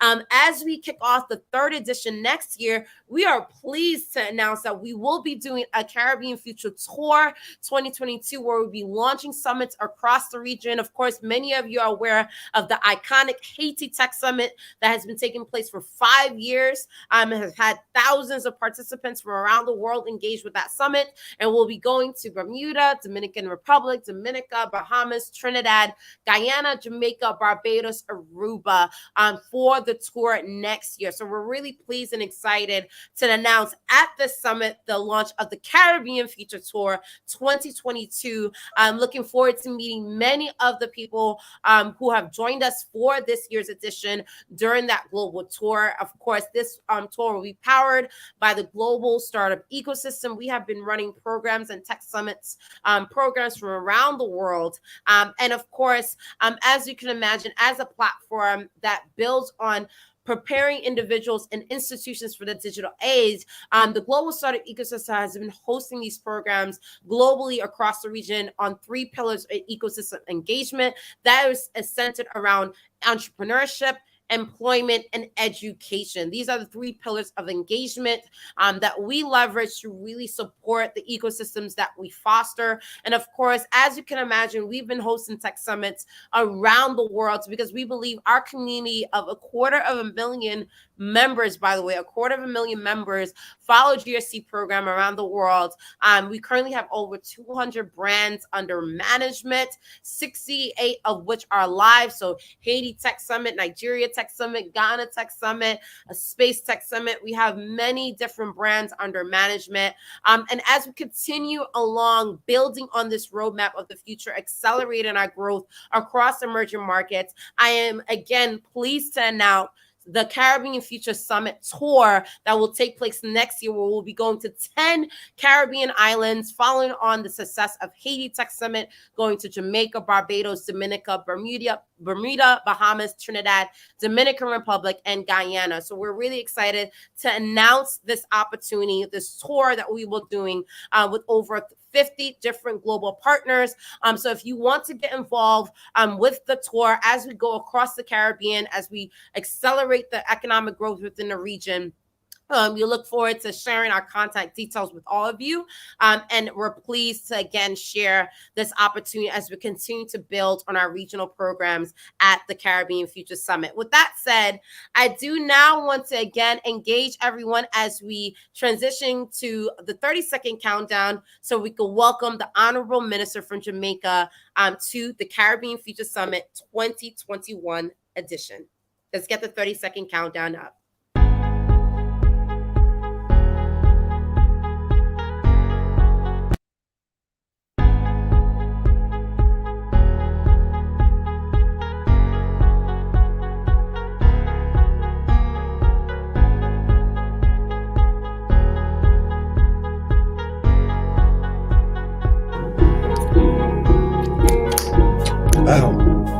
Who's the chairman?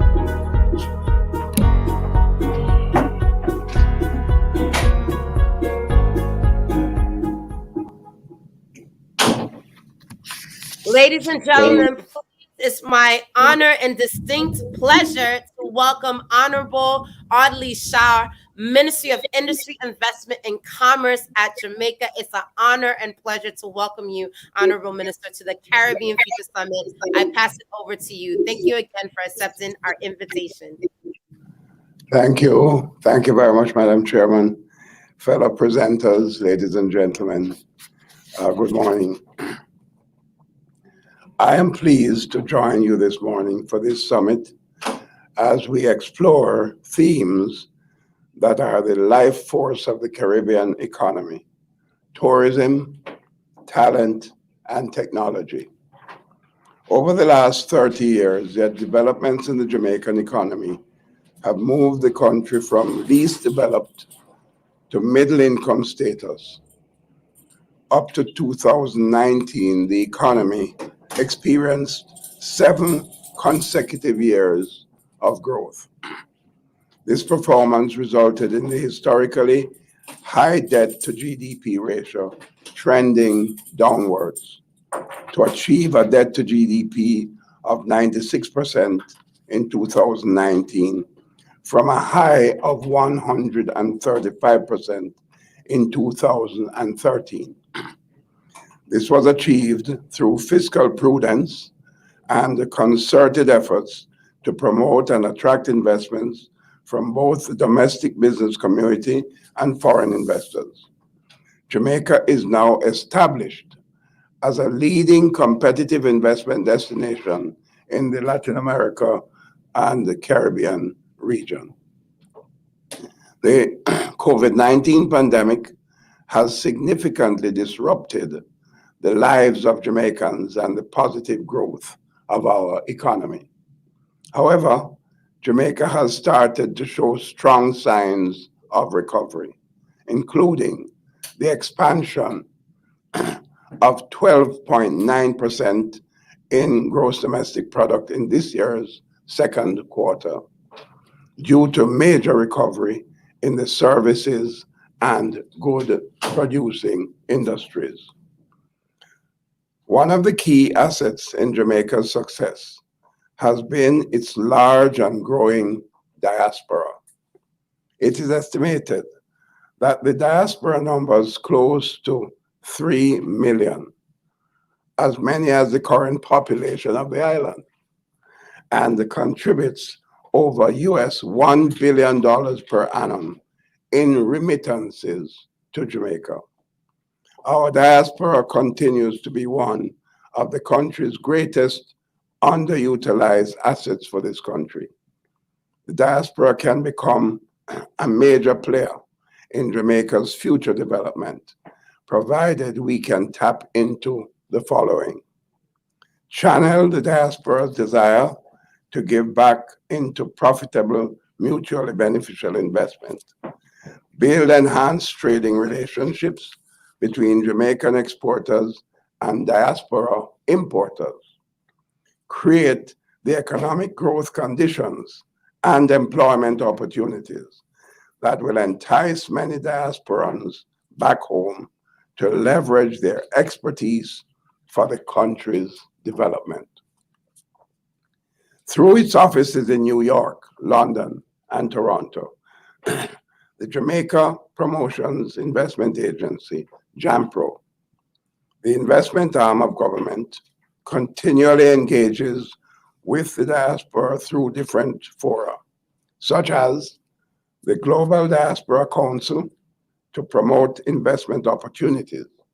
And 3 weeks ago, on a visit to New York, I spent an entire day in JAMPRO's office, meeting with importers of Jamaican products and potential investors, some of them from the diaspora. Some of our key investors are from the diaspora who have returned to Jamaica to start successful businesses here.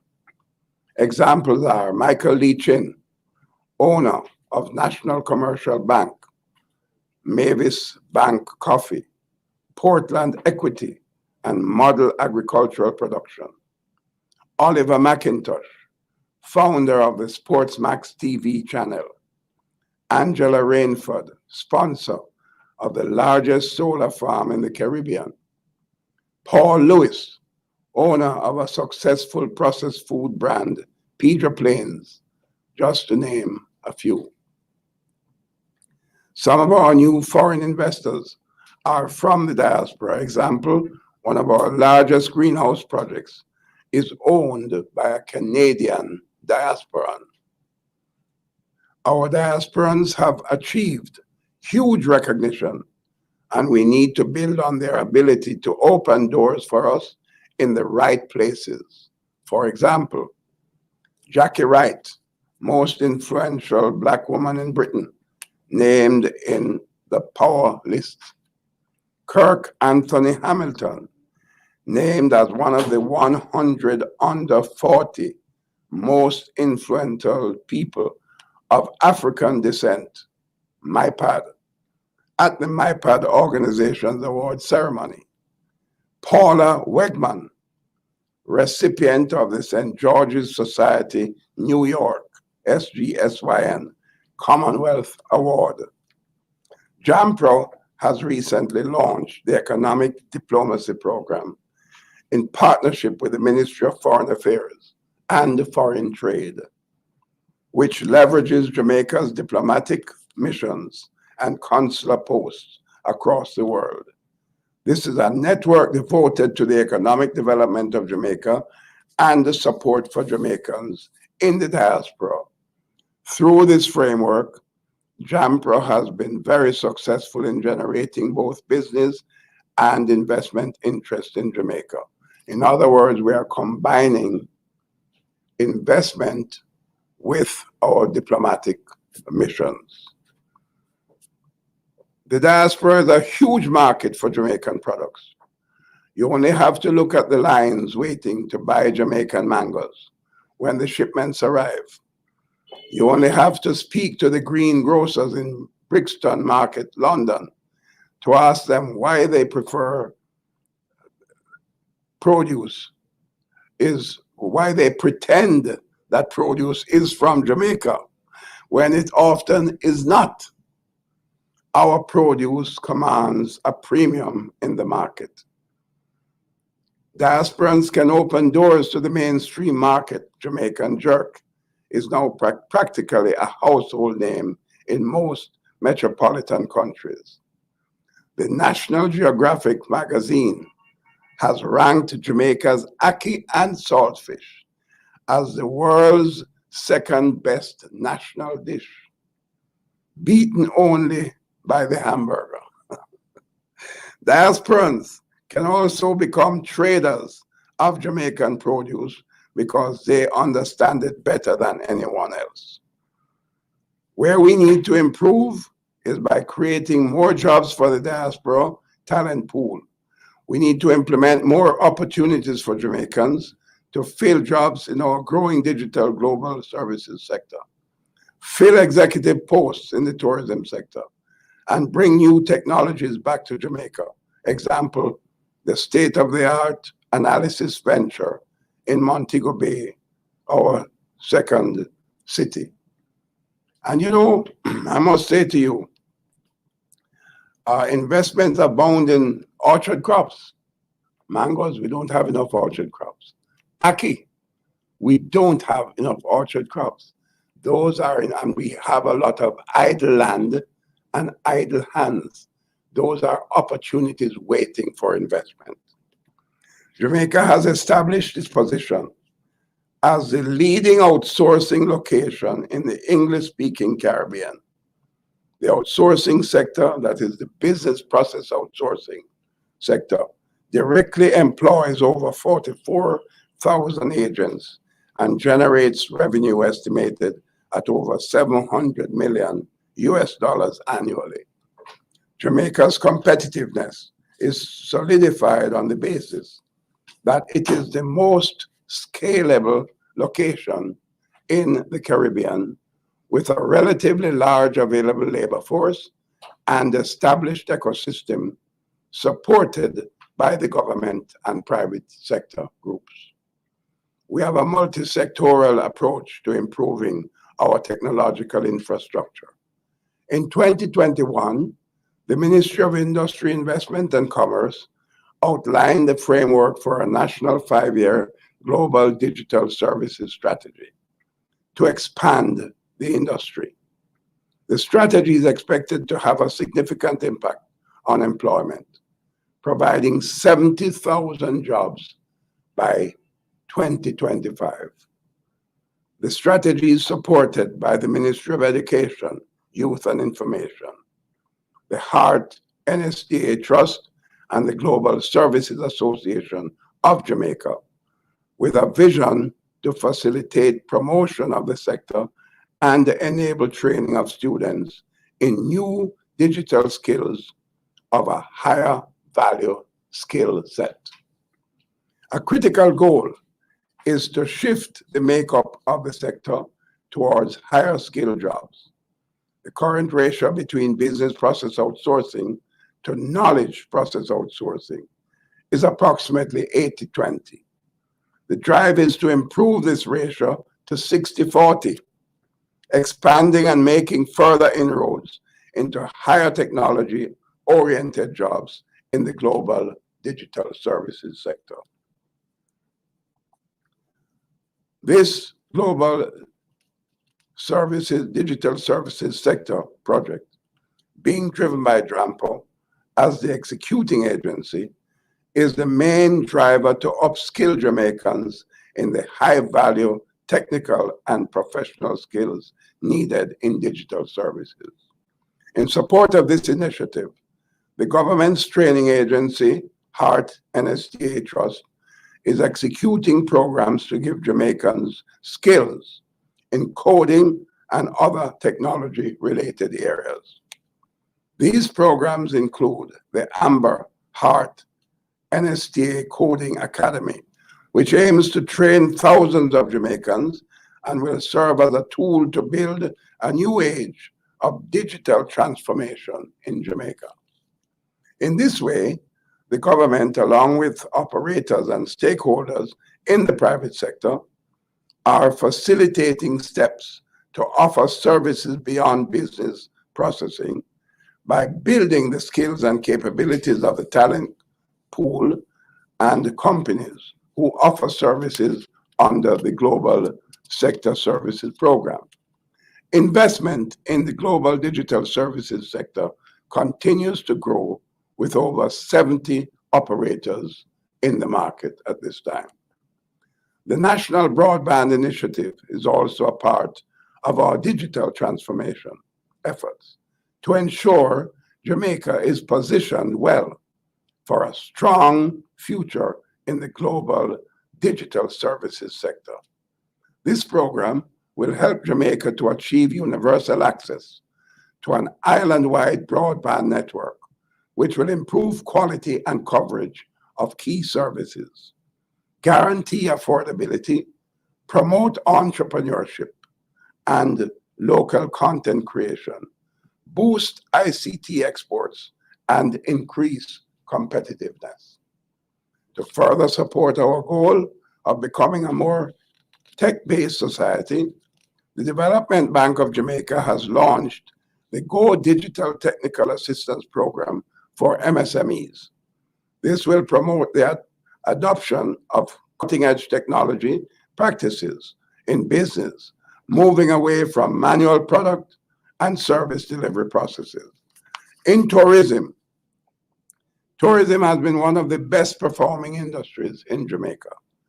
In a widely competitive market, Jamaica, with its beautiful scenery, world-class accommodations and attractions, rich culture, and signature warm hospitality of its people, has been the leading destination in the English-speaking Caribbean for stopover arrivals. Direct investment in accommodation and attractions was valued at US $850 million for the 5-year period ended December 2020. The country continues to be a leader in the tourism industry globally, with 1.3 million visitors in 2020. Before COVID-19, though, our tourism industry was welcoming 4.3 million people annually. One major change that happened during the period was the promulgation of amendments to the Casino Gaming Act, which will enable local players to diversify their offering to visitors and improve Jamaica's attractiveness to world travelers. While not a fiscal incentive, this is poised to improve the tourism product in Jamaica while driving high-value investments and quality jobs into the sector, which will support its ongoing recovery. The tourism sector is rebounding well. Travel restrictions are being lifted. Visitor arrivals are consistently increasing, and more airlines and cruise companies are resuming their regular schedule of arrivals, some with additional stops in our international airports. So, ladies and gentlemen, Jamaica is well on its way to build back better.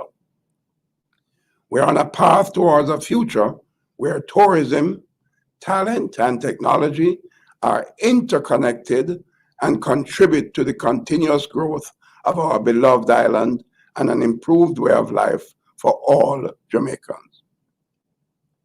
We will sustain our push for transformation to position Jamaica securely in a future where both technology and talent will be center stage.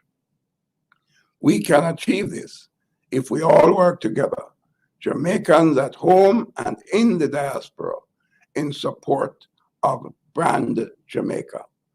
Thank you very much, and God bless you all.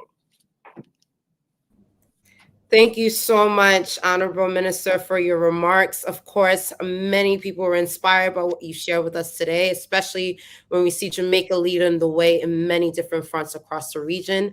We hope to be in touch with your ministry in the future. And thank you again for being a speaker at the Caribbean Future Summit. It was an honor. Thank you. All right, ladies and gentlemen, there you have it. Honorable Minister of Industry, Investment, and Commerce in Jamaica, Audrey Shaw, with his keynote remarks. And of course, again, I see the chat feed is engaged and asking many questions. We will be redirecting those questions and comments to the ministry and hope that many of you are engaged and inspired by the honorable remarks today at the annual program of the Caribbean Future Summit. So with that said, I look forward to now engaging with the ministry. And of course, I'm transitioning to our next keynote speaker, Professor Sir Hilary Beckles, Vice Chancellor of the University of the West Indies, will be our next keynote speaker for the session today. Let's get the 30-second countdown to welcome him to the summit.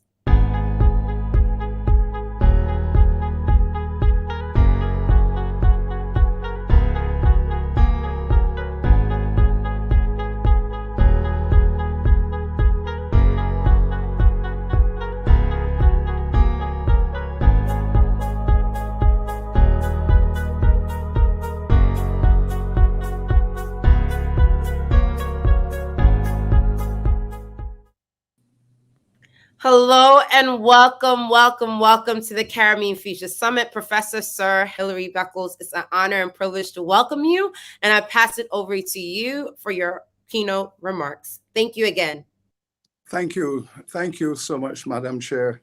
What a tremendous honor and pleasure it is for me to participate in this summit and to bring you a perspective from the world of Caribbean higher education, the sector that I represent.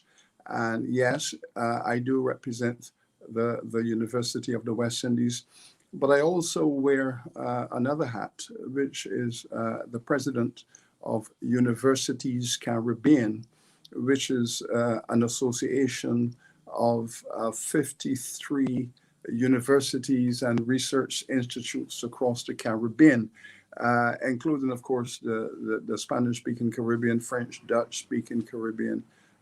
So we are an umbrella organization crafting best we can the future for the role of higher education in the development process of our region. And I wish to iterate. Why are we so sleeves rolled up and pressing on? Because we're concerned about the economic transformation of this region. We're concerned about the competitiveness of our industries. We are concerned about our inability to achieve the levels of sustainable economic development that we wish to maintain healthy lifestyles in our region. That, of course, suggests that we are also concerned about the issue of social growth. From the academic perspective, we tend not to dichotomize economic growth and social growth. For us, they are dialectically interacted, and we are seen in the Caribbean at the moment is a clear manifestation of this, that while we are having difficulty positioning our that growth, we're also seeing increasing social instability, social discourse about violence, and how that in turn is impacting the rest of the ecosystem. In other words, we must be concerned about social growth, that is social sophistication. And, social sophistication is very important to economic growth. And the acid test of this is, can a senior citizen walk the streets in peace? Can any citizen sit in a community park and enjoy social living and do so in a harmonious fashion?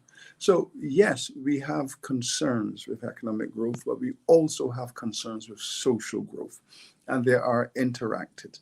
Now, what we have experienced in the last 10 years, since 2007, 2008, when the global financial meltdown so adversely impacted Caribbean economies, and how we have been so sluggish in recovering from that. We have done our own analysis of this, and what we have found, broadly speaking, is that at the intersection of economic growth and social growth is the crisis of social capital formation.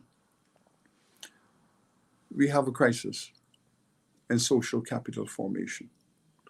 The level at which we are producing skills and the commensurate consciousness to associate with those skills, that we are not producing enough of it, and we also need to enhance the quality of it.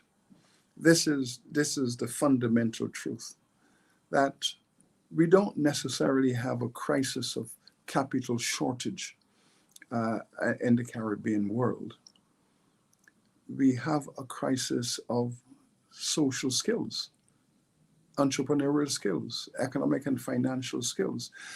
The modern skills that are required to make an economic sector competitive in the global world at this moment, we have a shortage of skills in this area. And the university sector, which is responsible for the generation of these skills, and we're not speaking simply of academic skills, let's be clear on this. We are speaking about technical skills, professional skills in the full diversity, artisan skills, all of the skills necessary to make competitive and productive the various sectors of our Caribbean economy, especially now as we are speaking about digital transformation.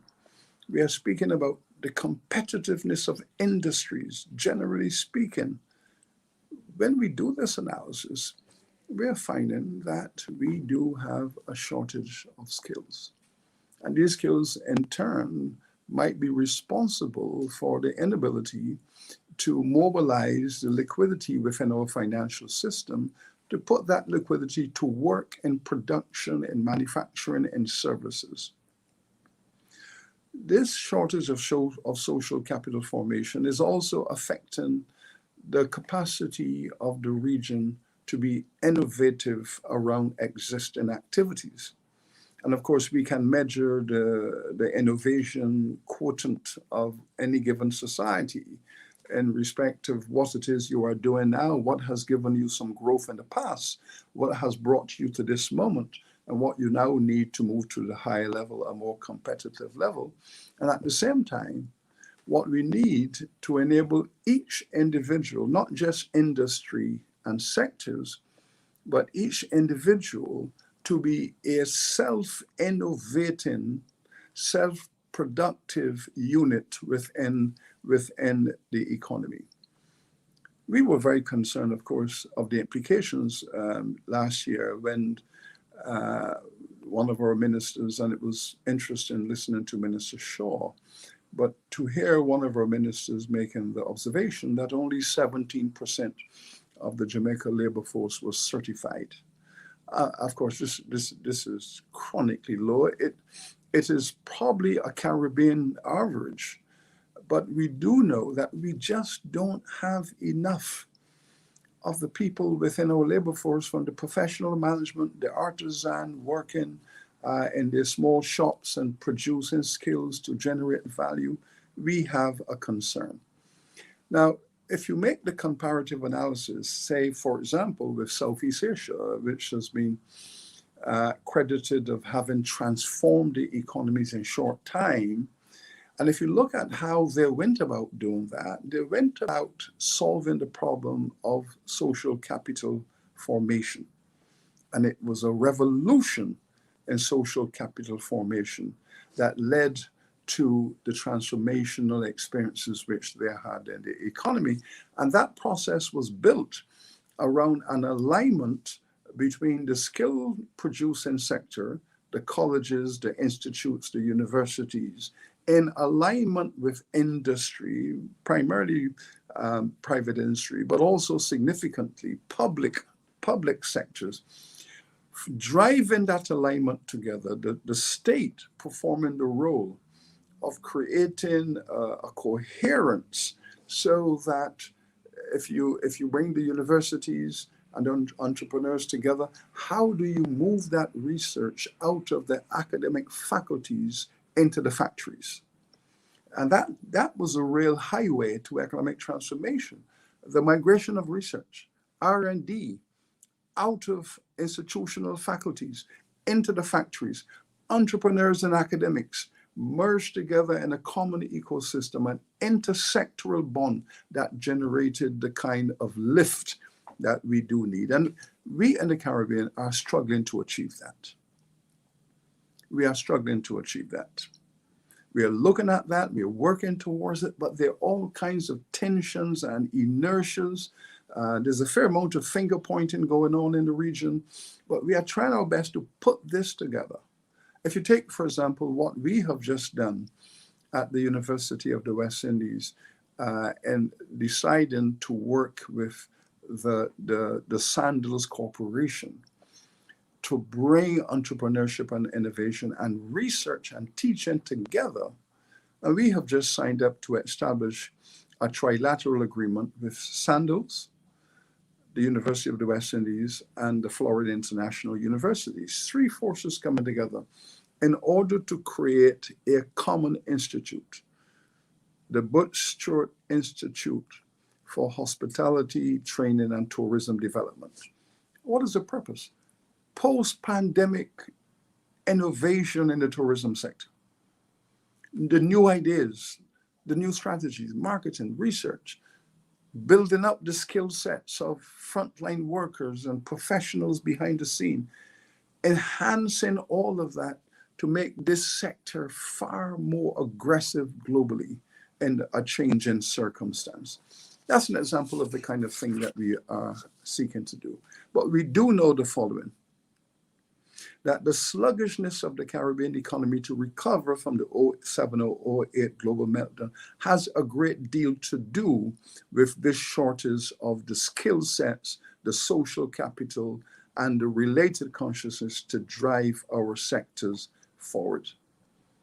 I believe that it has to do fundamentally with the following fact.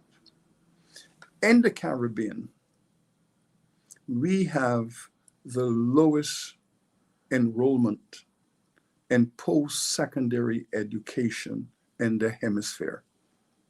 From Alaska to Argentina, we in the Caribbean And the age cohort 18 to 30, that's the youth cohort.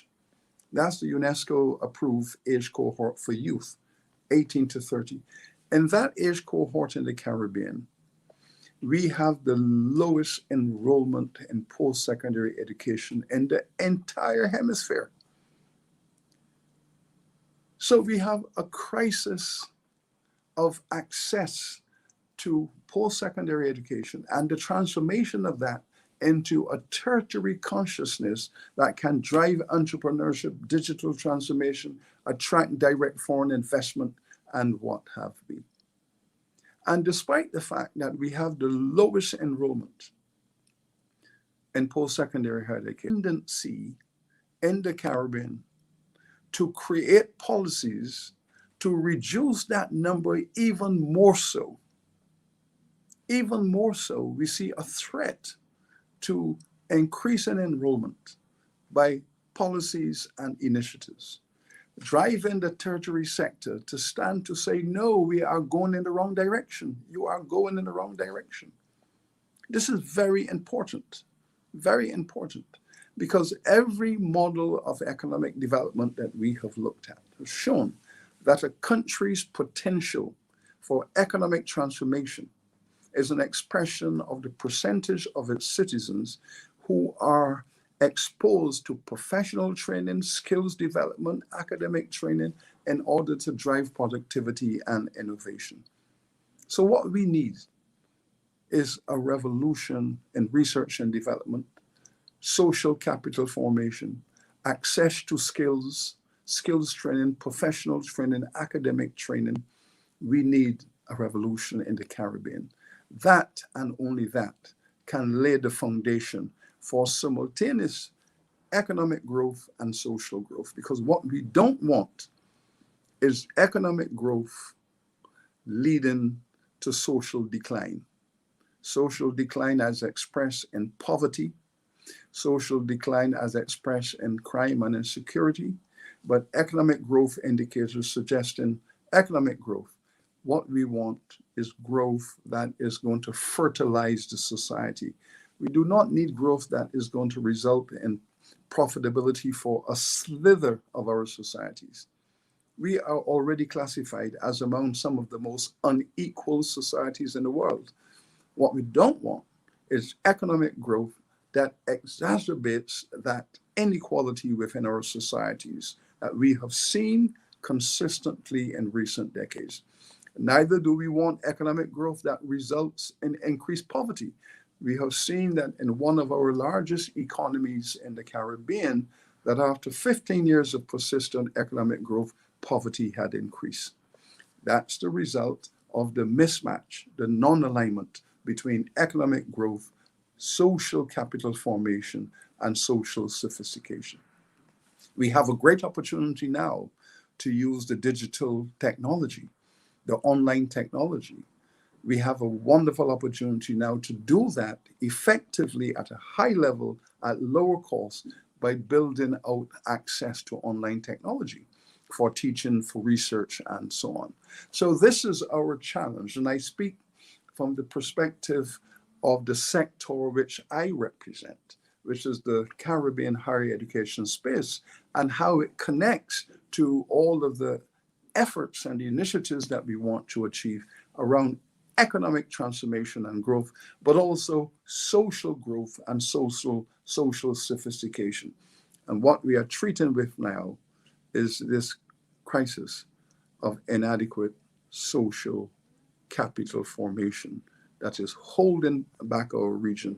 It's holding back our economies in terms of entrepreneurship, innovation, competitiveness, and at the same time driving social instability within our societies. So we have a big challenge at hand.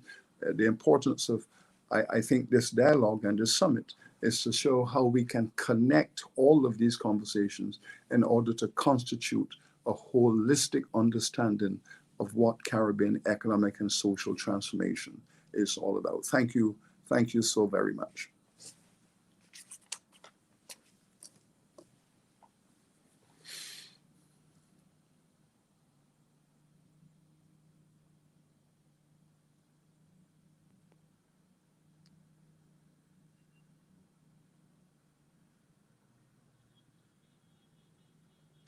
I think, Christine, I think you are muted. We're not Apologies hearing for you. that, Professor. This is the digital world that we live in. The most common statement in the digital world right now is that you are muted. But I just wanted to echo my thoughts and gratitude for your perspective. Especially you put out a very bold conversation out there to the community regarding the crisis that we are in socially. So I appreciate you engaging in that dialogue, and I also appreciate you joining us for the summit. It was really an honor to have you. Thank you. Thank you so much. Ladies and gentlemen, I think that was a very powerful way to really kick off, I believe, a very big debate around social consciousness, especially during this time. I think during this pandemic, we have had many, many opportunities to reflect and engage and really rethink who we are as people and what matters to us as a community. And I think our previous speaker here, Professor Sir Hilary Beckles, really echoed that so wonderfully. And I think I really want to echo his remarks. And I really hope that on the thread, I see comments being shared regarding his perspective, that we continue to dialogue on this. So again, another huge round of virtual applause to our keynote speaker for his remarks on this Caribbean Future Summit. And I hope that, again, that we act upon the wisdom that was shared here today at this program. With that, as I bring this to a final close when it comes to the Caribbean Future Summit, again, today we have engaged with so many different dialogues. I do want to take the time to formally introduce myself. Again, my name is Christine Tim. I'm the CEO of the Global Startup Ecosystem, which is powering this program. And from my accent, I know people might assume that I am just simply American, but I am of Caribbean descent, which is why I'm very passionate about this program. I'm very passionate about the subjects shared today, and very passionate about the outcome of the work that we do across the region. Many of you are aware that many of the invited guests that has been invited to the Caribbean Future Summit are individuals and influencers that I have monitored for years in terms of their work and their commitment to building the region, scaling the region in ways that we take it to a next level. So it's truly an honor. And I mean that sincerely. It really is an honor and privilege to have them, because I know time is not something that everyone has to offer to the world at all times. So when we have these pioneers coming together, these influencers providing their wisdom and their perspective, we at GSC, and especially on behalf of the Caribbean Future Summit, are truly grateful for their time. And again, I want to reiterate the thought leadership of our speakers from last year as well, who was able to join us. And I wanted to elaborate a little bit more on what we're trying to do here at the Caribbean Future Summit. There were several themes that you heard of during this year's edition. Of course, we talked about tourism, technology. We talked about the economic development of the region, how we digitize, talent. And I want to reemphasize an initiative that we are spearheading across the region, which is the 2020 decade year of National Career Service. Now, I want to take a step back for our African brothers and sisters who are joining us here for the annual Caribbean Future Summit. Many of you are probably of course, aware of the iconic National Career Service Program. Of course, there's many debates about the longevity of National Career Service programs, but I truly believe that it's an opportunity for us to tap into the talent of our young people. The Caribbean currently right now is facing a crossroads, as many of you can imagine.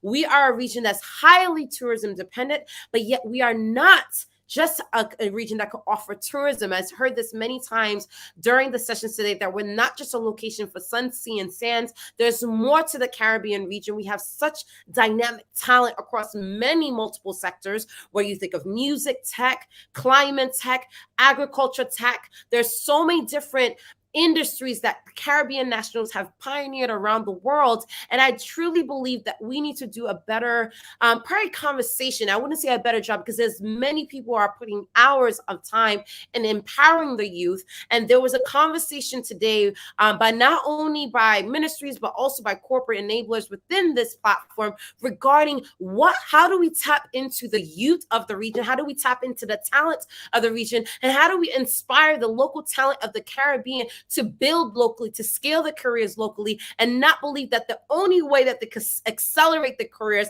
accelerate their future growth is outside of the Caribbean. How do we bring that talent back? And I'm bold to say that I believe in the National Career Service, and I'm bold to say that I've already initiated a National Career Service program in my hometown of Haiti. Yes, I'm not just speaking just in theoretical nature. We've already launched Haiti's first National Career Service program last year with a Haiti Digital Accelerator, where we employed and brought together 200 local Haitian citizens, got them to be accelerated with digital skills, because we do believe that we need to rescale our young people for the skill set needs of today to prepare them for what's happening tomorrow, today.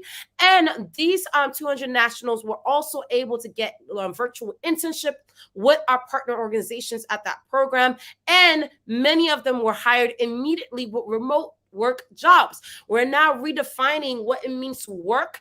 There are opportunities that's not only available within the Caribbean region, but there's also global remote employment opportunities that our young people can tap into. And again, as a native Caribbean, as a Haitian American who's very passionate about my region and very passionate about the narratives that we shape regarding the region, I think that this is probably a major, major crossroads for the Caribbean to go beyond tourism. I do not think that we need to move away from something that is such a huge asset of ours, which is tourism. But I do believe that this is the time to diversify. I think what would have taken 20, 30, 40, probably 50 years for us to have a tangible conversation and call to action as to how to diversify the Caribbean industry across multiple sectors has not accelerated to a couple months, a couple years, because of this pandemic. Where there are challenges, there are opportunities. And of course, this is my entrepreneurial spirit speaking, and the opportunities that comes when it comes to challenges within our regions.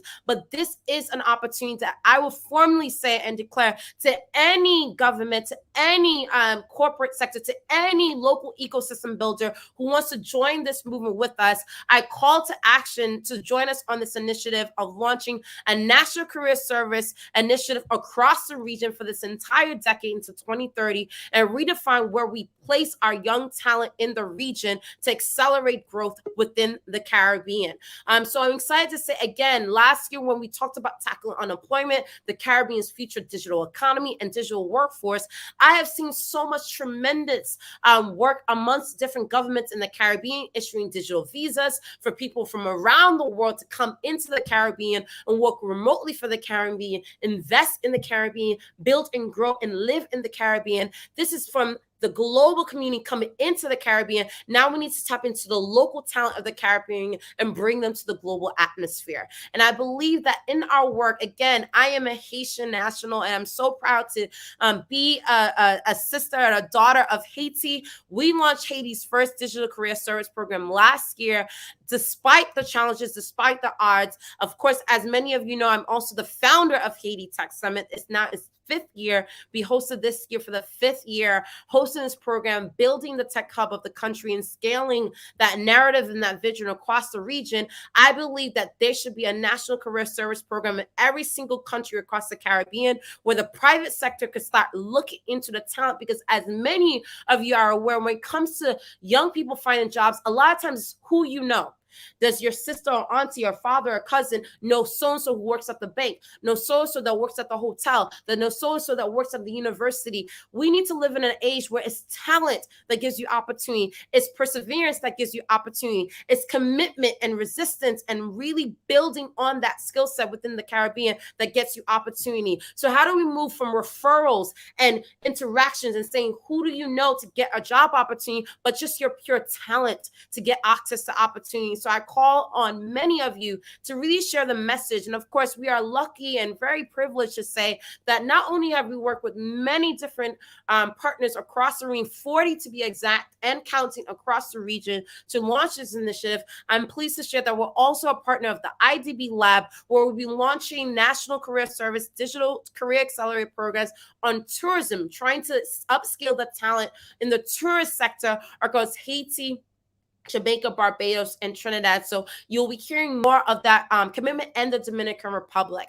So we're really proud to announce here at the Caribbean Future Summit that we are moving to the next phase of development regarding this opportunity in partnership with the IDB Lab. And again, I want to take the next 3 slides to really reinforce what is this vision of building a national career service platform for the next decade. I call this the decade of workforce digitization. I think the Caribbean is right for not only becoming a pillar of showcasing how can we tap into the local young people in terms of building the workforce of the future, but how do we catapult the different islands, whether it's Antigua, Barbados, Cuba, Dominica, Jamaica, Haiti, St. Lucia, St. Nevis, Trinidad, Bahamas, all these different powerful nations across the region, and really redefine how do we build on this narrative. So last year, during the height of the pandemic, I shared with you before we launched this initiative in Haiti, and we talked about how do we go from tourism hubs to tech hubs and diversifying the Caribbean economy. As you can see here, this is where we announced the 2020 Digital National Career Service Initiative. And we talked about how do we tap into the diaspora to take it from remittances to remote work opportunities. And I want to elaborate on the diaspora. As many of you are aware, the diaspora is not sending money back to their home countries of the Caribbean in the same way that they used to in the past.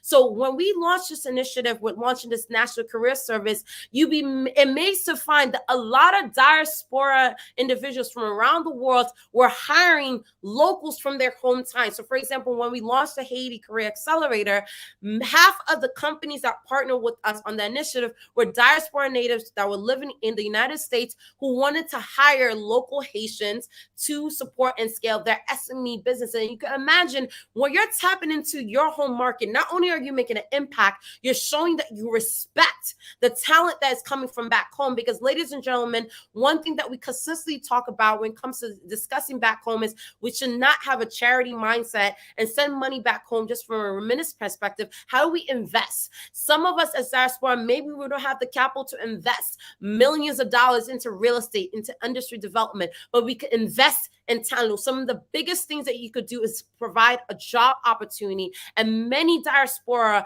who come to the US, who come to the UK, who come to Europe are actually small business owners who are working at many different institutions that can hire talent from the Caribbean. And so I want to challenge the Caribbean diaspora to really rethink how to invest back, hire local Haitians. So as we scale this initiative to Jamaica, Barbados, and other islands, if you are a diaspora native of these islands, tap into your community, tap into your country, and hire Caribbean talent. I do believe Caribbean talent, they're so uniquely positioned. They speak so many different languages locally. This is the time to tap into your local talent, especially since we're living in a world where you have nothing to lose to start this initiative from a virtual perspective. So I'm really pleased to again announce that we are going on tour next year, and we are bringing this conversation to these different islands. We are pleased to announce that we'll be going across 10 countries in the Caribbean for 2022 for the Caribbean Future Tour. Haiti Tech Summit, as I said before, it's in this 5th edition. Next year will be in a 6th edition, and we'll be scaling that conversation to Bermuda, Dominica, Bahamas, Trinidad, Guyana, Jamaica, Barbados, Aruba, and Dominican Republic. So these tech summits, if any of you are involved with any of these countries and you want to tap into those markets, you will be hearing more regarding how to be able to not only tap into the tech summits. As you can imagine, these tech summits are built to not only bring the leaders together to have dialogues, but also to show and bring awareness to what's happening in the region. I can't stress enough, many times we default to saying, oh, my country doesn't have this, my country doesn't have that.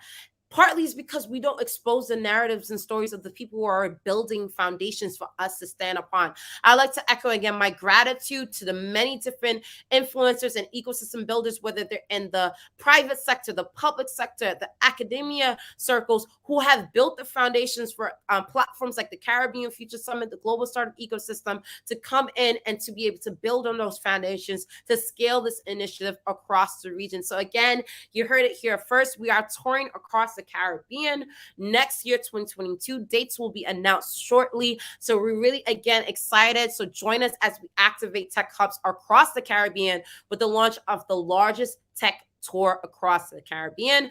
Please engage with us via events@globalstartupecosystem.com for more information. But again, I just want to say, with that said, that I am so excited about this. I think many times when I tell people that I'm Caribbean native, I'm Haitian, there's a little bit of a lack of engagement when it comes to what does it mean to be Caribbean, right? I think there's a new narrative that many of people in my age group are doing, many people, our parents are doing, to change the narrative around what the Caribbean can offer to the world. Again, we're not just tax havens, we're not just tourism hubs. There's so much opportunity to tap into. So I'm so pleased to not only announce this, to engage and spark a call to action across the region, but I'm putting my money where my mouth is. I've already started, ladies and gentlemen. This is not a theoretical discussion. I've already started with my home country of Haiti and launching a National Career Service program last year. And yes, we're continuing this year, and we will continue by God's grace across the next couple of years with this initiative. And I'm calling to my Caribbean brothers and sisters to be a part of this movement, to amplify. And I'm also calling out to my African brothers and sisters to support this, because you already are models of leadership. I've known about National Career Services programs in Nigeria, in Ghana, in Ethiopia, and many other markets across the region. And I think that there is so much to learn from Africa in terms of how they are able to tap into their youth to really inspire employment. And of course, our regions are not perfect. I do want to stress there's so many challenges, there's so many issues, and I know that there's so many setbacks that we as emerging market regions has faced over the past couple of years. But we are now living in another digital sphere, and I think many of us could safely say that we are excited for the potential of our young people. If we don't have the resources, we have the energy. If we don't have the support, we have the talent. If we don't have the backing, we will give you the loudspeaker mic and say that it is happening. And so again, I want to say a huge thank you to our partners for launching with us with this Caribbean Future Tour that will take place next year. And again, I want to share that this program and initiative is brought to you by the Global Startup Ecosystem. My name is Christine Tim. I'm the founder and CEO of GSC. And of course, we are so humbled by the opportunity to engage with you every single year with this programs. Of course, we operate on 3 pillars of ecosystem engagement: entrepreneurship, employment, and education. And we have over 200 brands under management, 68 of which are live, including the Caribbean Future Summit. And of course, as we scale our roadmap to other regions across emerging markets, I do want to share with you that when we first got started, we had 1 summit in 2017. In 2018, we scaled to 11 summits. In 2019, we scaled to 23 summits. Last year, virtually, we did not let the pandemic stop us. We scaled to 30 summits. As of next year, we plan on scaling to 54 tech summits around the world. So as you can imagine, we're growing. We're working with many different partners from around the world, and we're scaling this initiative across the Caribbean as well. And so if you want to get involved, there's so many different ways to engage with us via the Global Startup Ecosystem. Here, I share our contact information. Tap into us. We definitely want to amplify what's already out there. We cannot do this alone.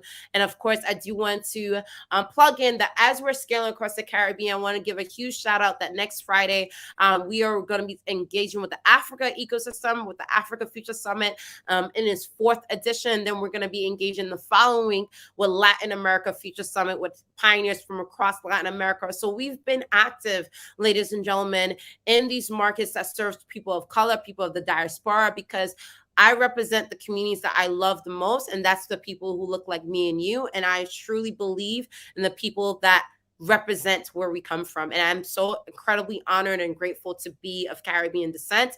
And with that said, I do want to say a huge round of applause to our amazing speakers. I can't stress enough that, again, time is not something that should be taken lightly. We have engaged with iconic speakers from across the Caribbean. I want to give another huge shout out to our ministries that were represented. So Honorable Audrey Shaw, Ministry of Industry, Commerce, and Investment of Jamaica, Honorable Dwight Sutherland, Ministry of Sports, Youth, and Empowerment in Barbados. Of course, we want to give a huge shout out to our keynote speakers, such as Michael Jones, Colonel from the Caribbean Export Agency, Professor Sir Hilary Beckles from the University of West Indies, and of course, all of our Caribbean panelists and speakers from across the region. We cannot do this alone. It was truly an honor and pleasure to welcome all of you. And as again, I conclude this summit, I want to finally congratulate each and every one of you who was a part of this summit, because of course, if you're not interested, if you're not tapped into what's happening in the region, we wouldn't need to bring these people together. So you being a part of this vision, you being a part of this summit speaks volumes as to what potential this region has to offer the world, and the love and gratitude that you have supported us as being participants, being delegates for the summit has no bounds. We're truly, truly appreciative of the support that many of you have provided by joining us during this session. So with that, I will conclude with just a recap video of last year's edition, just to get you excited. And of course, share with you that next year we will be in our third edition of the Caribbean Future Summit. And I look forward to welcome many of you to this program as community members, as we follow up with updates on the tour, updates on this Caribbean national service initiatives, because as you can imagine, the pressures on when we announce these initiatives and share updates, we always want to keep you guys in the loop as to what's next. So thank you so much, ladies and gentlemen.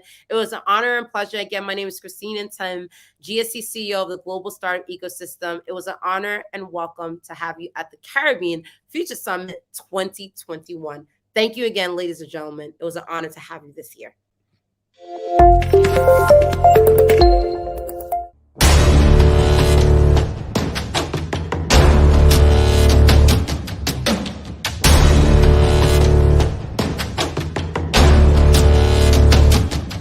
So on this chart, you can see LinkedIn's hiring rate across a couple different countries. The 313 stands for the deliverable. The 313 is a process that will help you to articulate your idea in 3 sentences, 1 sentence, and ultimately 3 words. The pandemic has, in some ways for us as an innovation lab, only accelerated the way we wanted to work, the way we want to put innovation and technology at the service. Whilst we already know that our tourism sector has been completely decimated across the region. So we have to really try and find other solutions. But there are a lot of opportunities in the Caribbean region. As you know, we suffered a major brain drain for many, many years. How many of you have heard this question where you're applying for the job, they say you don't have any experience, but you need experience to have experience?